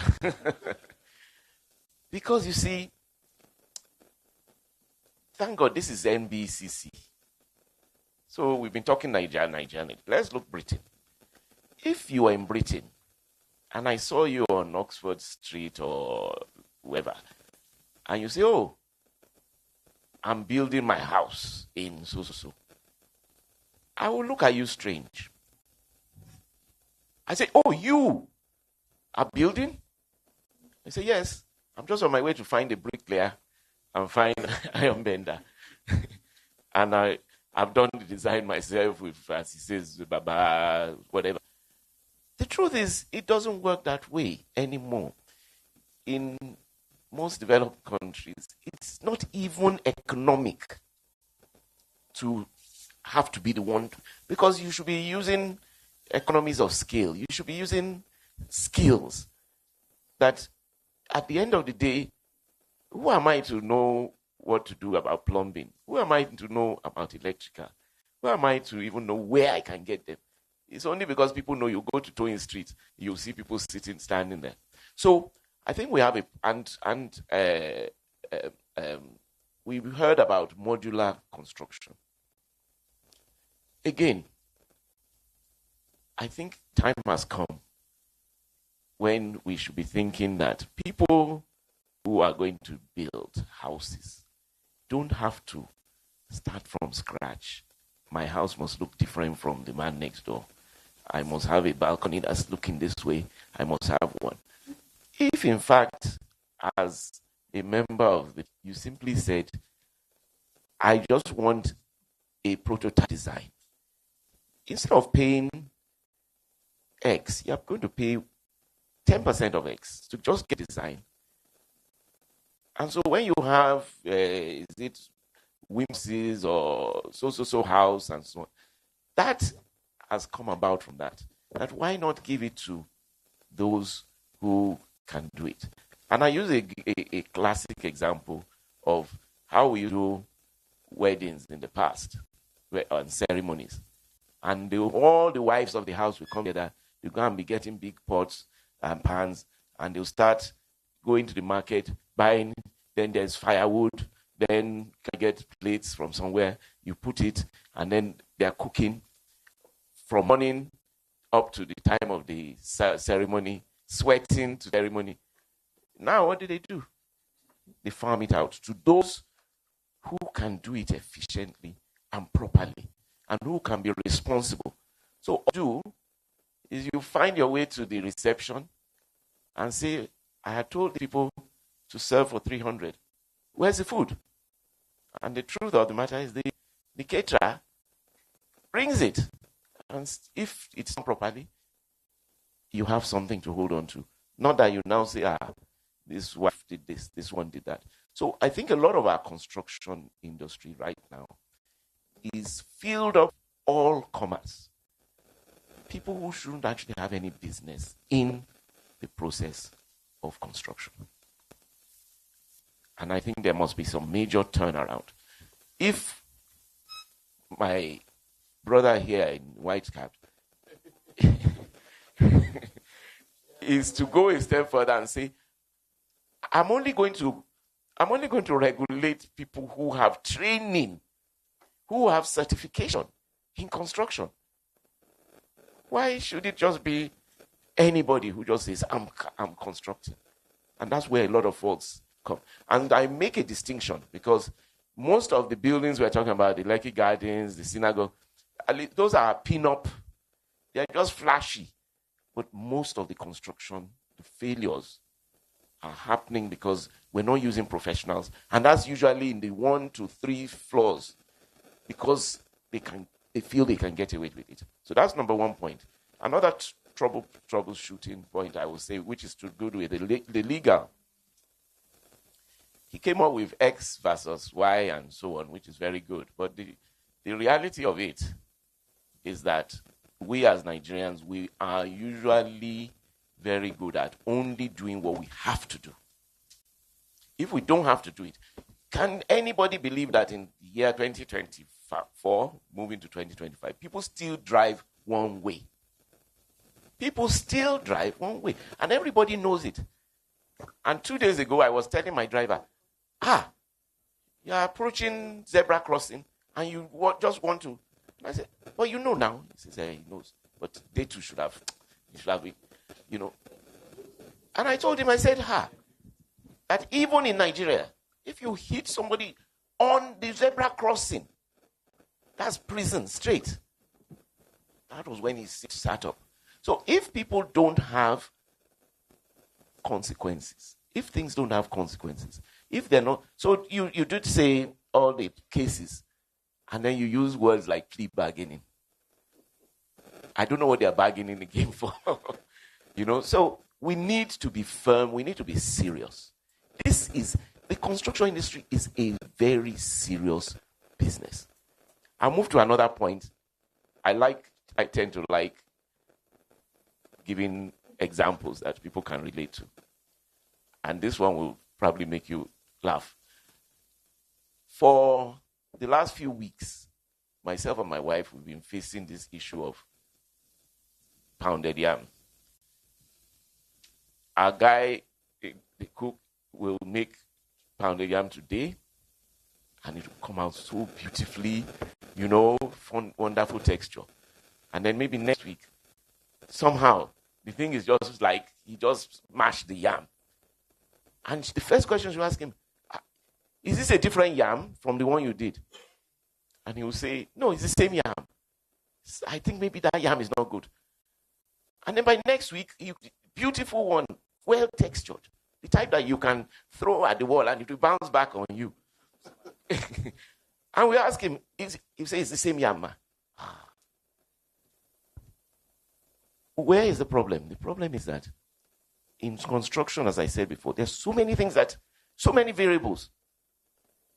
Purely taking the yam, for those who know about pounded yam,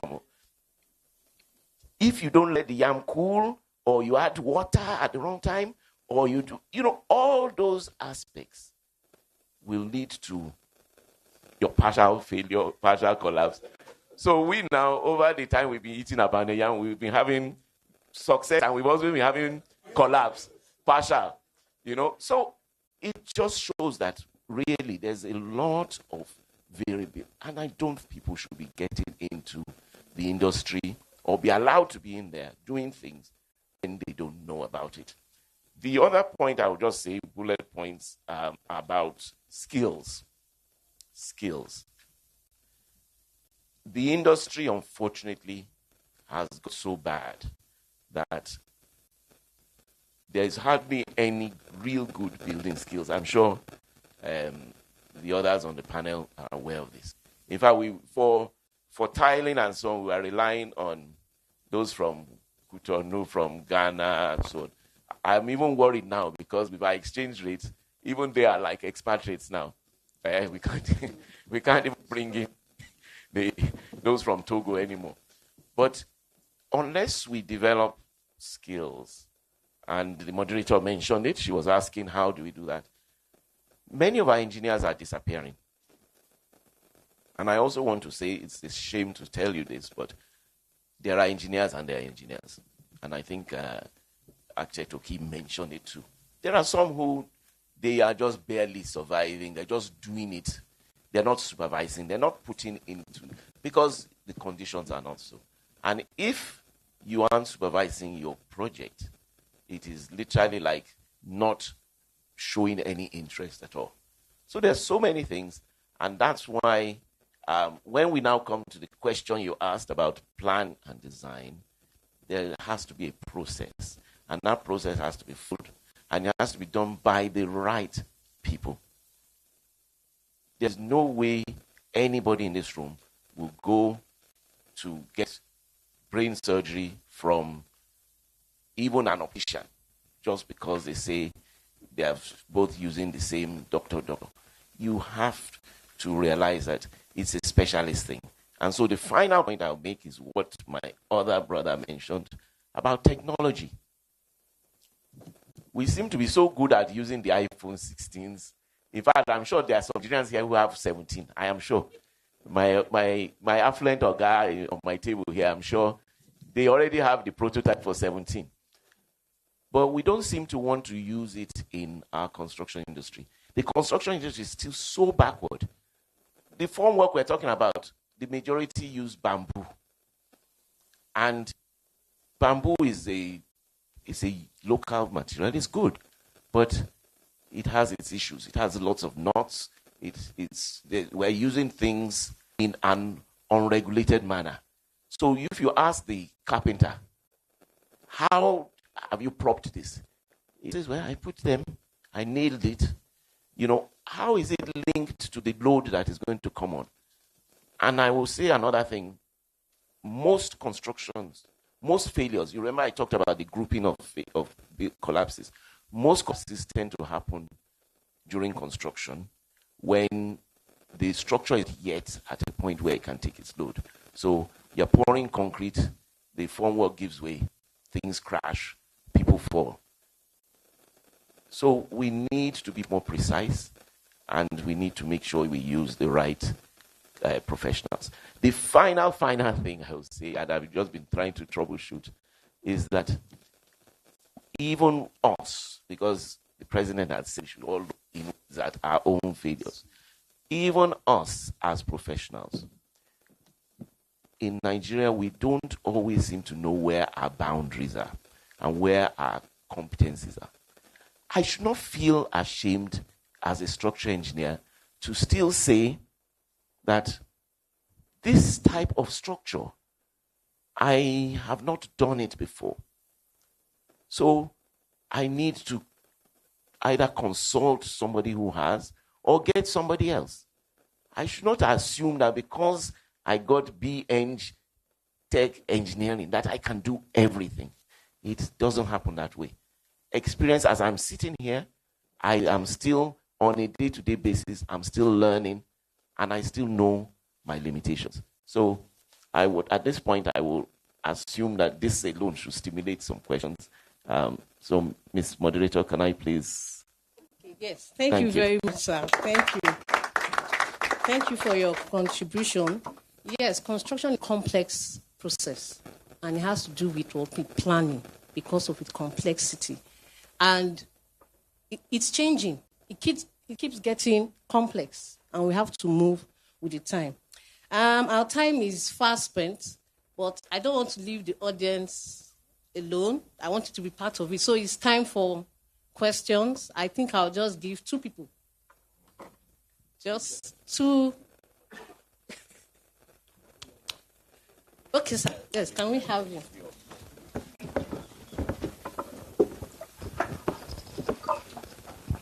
So let it be snappy. Okay.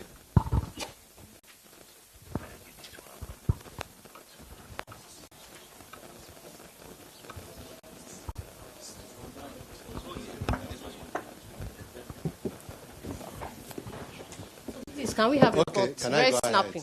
Okay. It's going to be snappy. My name is Akintoye Adeoye. I'm the president of the Real Estate Developers Association of Nigeria. And I believe that everything that we have discussed here today,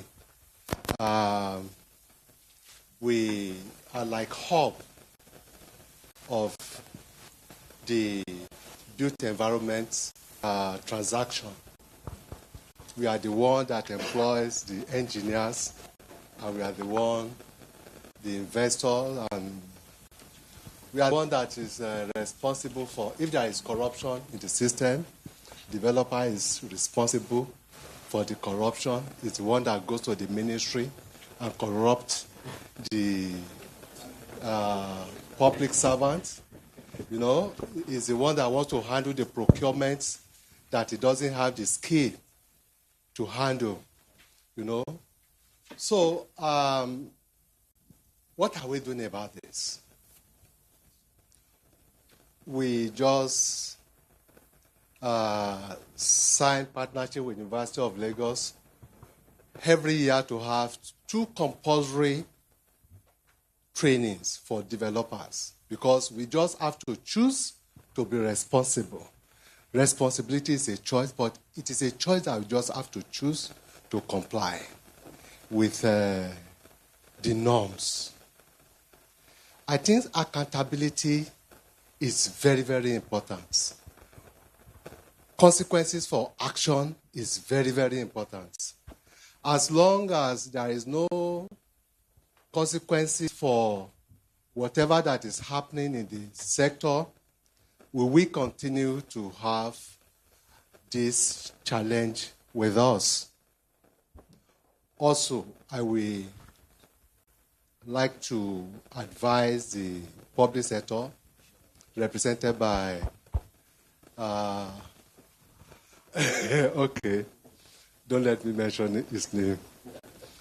You should deepen relationship with the private sector in the area of supervision, because the number of employees in the ministry never be enough, but there should be a way whereby the few companies that are remaining should be engaged and given job to handle supervision, so that after even the basic, after your foundation, before you move or progress with your construction, there must be somebody giving you a pass mark that you can move to the next level. It may be difficult, but I think we can achieve that. Thank you. Thank you very much. Sir, I don't know if you have something to say as regards. Yes, thank you very much. I don't know how to put this thing in Yoruba. They say, Ewúrẹ́ ò sọ pé òun ò ṣe ọkọ àgùntàn. Àwọn ló sọ pé tòun di méjì lọ́dọ̀ ìyá òun. The Lagos state government has been ready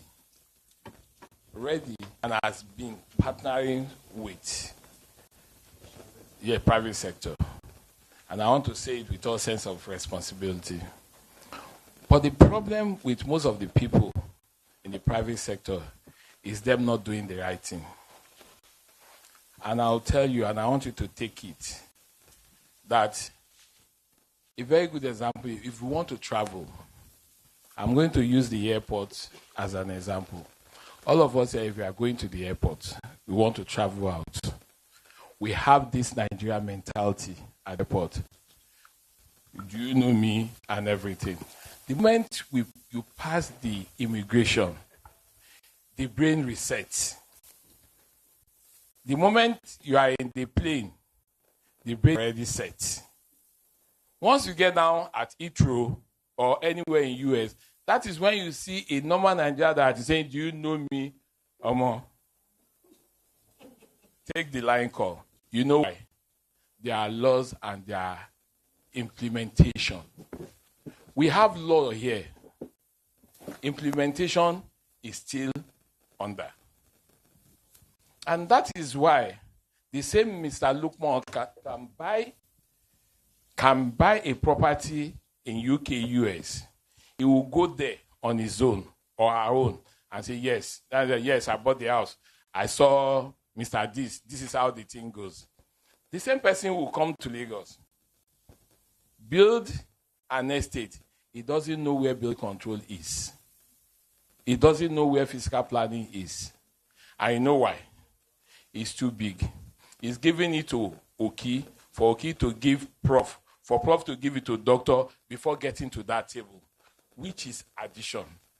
And that is where you see them. That's where you see them. At the end of the day, they have issue with the government. Look at all the properties that they have been demolished, that they are on the waterway. Who did the agreement? Is a lawyer. There is a survey. There are professionals on it. Who are the professionals? What are the checklists? Is there any due diligence done? That's why we say that everything we are talking about here, we all know it. Let me say it in Yoruba. If we talk about London, not Lagos. Architect in Lagos is architect in London. Because when a British person sees a property that is going down, after doing the whole thing, they say they are going to pull it down. The people there will move out. But when architect took care of building control stand in front of Ipon, that's when they will call me educated Agbiru. Because I want to pull it down. Thank you very much, Thank sir. you. Sorry I have to interject here. Okay, we have one question here, sir. Please. Yes, sir. Good day, all. My name is Barrister Nura Zarumi, former Attorney General and Commissioner for Justice on State, Legal Consultant at Industries Limited. I would just like to add some few ways, especially to what Architect Okio said. We all agree this morning that it is a collective responsibility, no doubt about it. And all these problems happen during constructions, not after constructions. So that's to say it's a collective responsibility if at all we want to stem the tide of this collaborating. To this, there should be a strict adherence to the enforcement of the rules and regulations from the authority and the constant supervisions. Let me just set an example. Mr. Waki said this. There was an approval for 5-story building given to a contractor. He went ahead and built 8. This is to say, was there a constant supervision from the authority for this construction to start from 1 up to 5 and up to 8? Where are the authority? Where are the authority? What authority is doing? So I think if there is a balance and constant supervisions, this may not have even happened. And it will be checked from the initial stage. So in these times, if there is constant supervisions, indeed the contractor is not about removing the 3 additional buildings. It's about losing the license for constructions. because he breached the terms and conditions by the first place. So I believe if the authority can do what is right and they enforce rules and regulations concerning building, I'm sure it will help stimulate to bring down the collapsed buildings, not in just Nigeria, but thank you very the whole much, world. sir. Thank you so much. Thank you very much. I just wanted to add a voice to what was said. You know, the milieu of law and legal framework in Nigeria. In fact, Nigeria is one of the countries that you have very robust legal framework. But one thing is part of that legal framework. You have what Nigeria is still tagged largely as a lawless country, sadly so. And why is that? Because you see, the ambit of law consists about four things or so. When you have law, you have rules. You have that rules is meant to regulate conduct, and that rule must be obeyed, and sanctions must be enforced. Because the absence of sanction is what largely has been responsible to the classification of Nigeria as a lawless country. Because you have many instances when the rules are there. An example is on Lekki Express Road. When it is red, when there's a red, that is when it's green for some people. Once the light says red, you just see people passing by, woo, woo. But you're wondering, is it not meant to be red or green? And but if you go and do that in England, you don't even need to say anything. In 2 days or 3 days' time, you find a ticket in your house, and you are expected to come out and bring your license for some point deduction. So if we don't change that paradigm, if we don't change it to the extent that we're able to ask ourselves, do we want to remain a lawless country? Or do you want to remain a law enforcement? Like he says, sir, I've seen that over. People who were together at the lounge in England, very well-behaved individuals. We get to Musala, and you will never believe the kind of foul language they were uttering. You are just asking yourself. Then finally, I want to say this. Regardless of law enforcement, I think the beauty industry, they need to pay attention to the issue of ethics. Ethics, because there's need for us to have that fundamental shift about ethical orientation. It's not there. Because otherwise, no matter the law, we'll still not be doing the right thing. Thank you very much, sir. Before we take our last question, Professor Nubi has just a comment. Yeah, thank you so much. We've all, let me say, once we must realize here, all protocol observed. I don't want to minimize time. One thing we have to realize is that those of us here, we are serving different generations. What people took in the past, this new generation, Gen Z, they will not take it from us. So we just have to prepare for them.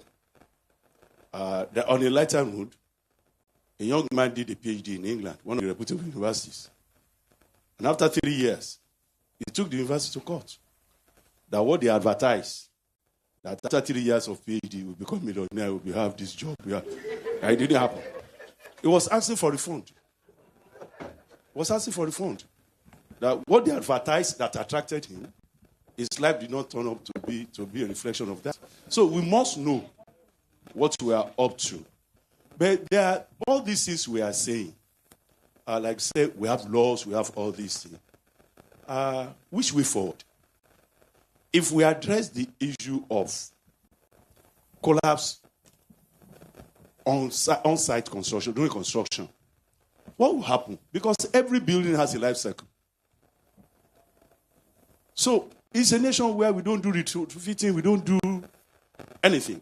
Once we build, it's just like that, no maintenance, no retrofitting. So let us begin to look at, and there are solutions to this. We have a national building code that it took this country about 5 years to prepare. And the building code says every building must go through this MOT of vehicle for 4 years. They have the categories. What's stopping us from implementing the building code? So every state government should go ahead. Let us dust the building code. Let us adopt it. Lagos State is working ahead. It's working because if we are able to stop the collapse during construction, what will happen when the building becomes aged and nothing is done? And when you look at the physical planning law, you come for approval when you are changing the physical, the elevation. There's nothing like when you are tampering with the internal structure. Don't come for approval. And we see many residential apartments being turned to churches that people are knocking the main structural elements. So we need to look at this. And the issue of trade test, all these things were not rocket science. We used to have them in this country.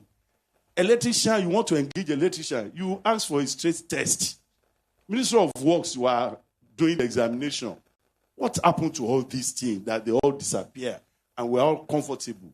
So those are things that we used to do that we have to go back to, and we'll make progress. Thank you so much. Thank you very much, sir. Thank you. Our time is fast spent. I've been told we have to close. Sir. So our time is fast spent. I don't think we can take any more questions. So please, I know we have so much to say. Well, thank you very much. Thank you, our panelists. Thank you for your contributions. And what we have a lot we are going home with, isn't it? As regards to. Thank you very much, sir.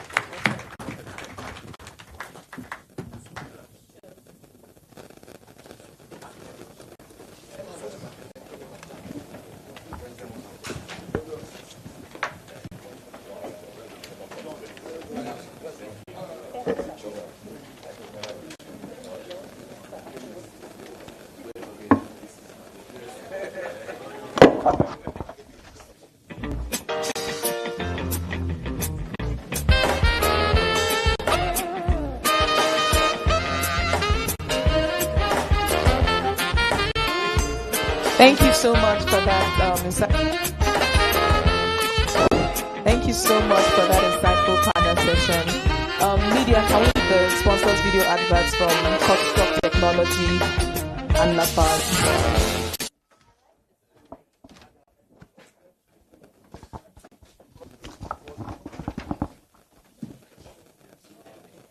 Building projects are tough enough. Why not let us handle the procurement process for you? With CostTrust, you can outsource your construction material sourcing and focus on what really matters: building. Save time and up to 20% in cost by cutting out the hassle of making over 10 calls to various vendors just to source and negotiate for materials. Call CostTrust. We simplify the entire process for you. Enjoy consistent transparency with complete visibility on material costs. You always know you're getting the best price. And if any issues arise, our team handles them swiftly and effectively.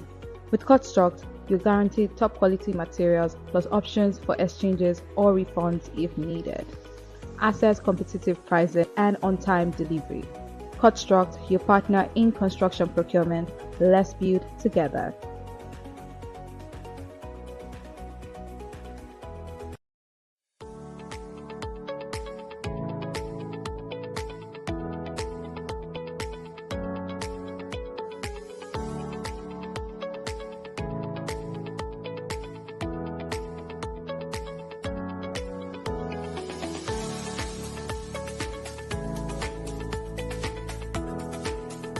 So I'm upset this morning. But why exactly am I upset? Under my roof slab is leaking. My well-vibrated, well-compacted, well-executed slab is leaking. Once water gathers on it for more than 3 hours, water passes through and drips on the head of those below it. And that is not acceptable. But what exactly is upsetting me? It can't be because of the leakage. Of course, I knew the slab will eventually leak because that's what concrete slabs do when they come in contact with water for a while. But what exactly is upsetting me is because Lafarge has water shield cement that prevents this exact issue from happening, but they did not release it sooner. So I cast another roof slab with Lafarge water shield cement and I filled it with water and left it there for 3 weeks and it has not leaked yet. Wonderful. Yes, I'm happy the product works exactly as marketed, but why didn't it come sooner? Per square meter cost of a membrane that will get weak and start peeling off after 8 years is about 4,500 naira, while additional cost of Lafarge water shield in comparison to normal cement on a 6-inch slab is 600 naira per square meter. Only a saboteur, sadist, or masochist will choose the membrane instead.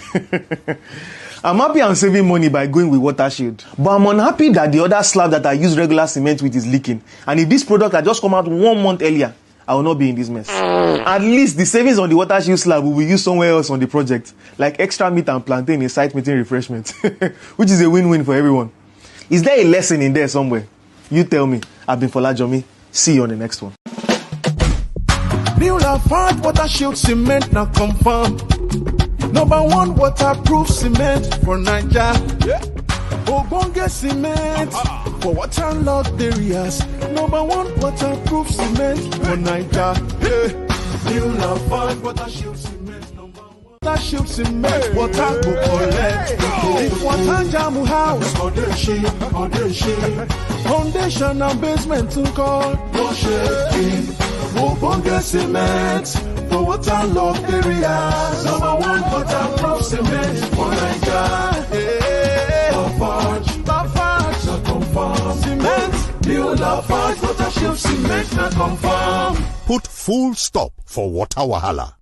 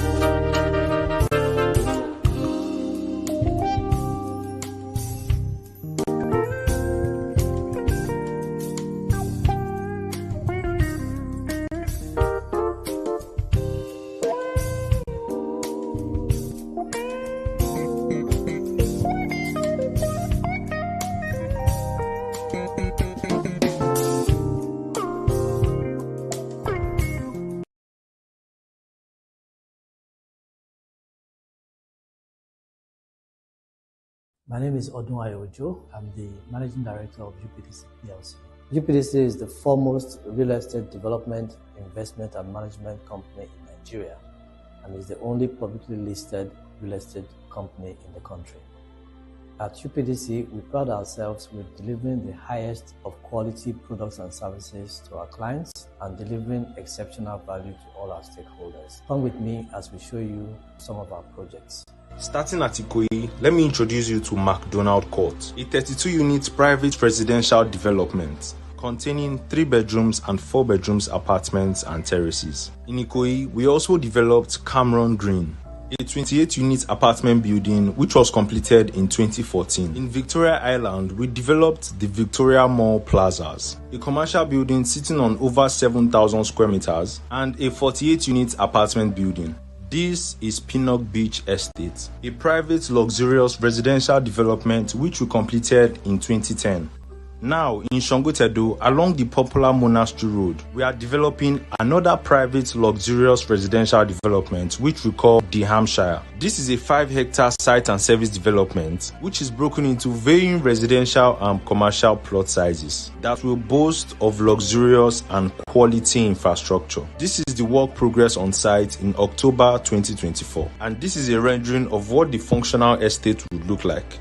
Now, moving into the fast developing Ogombo Road in the Ibrahim area, we bring to you Brompton City, which is a 30-hectare mixed-use development, which includes modern residential and commercial zones.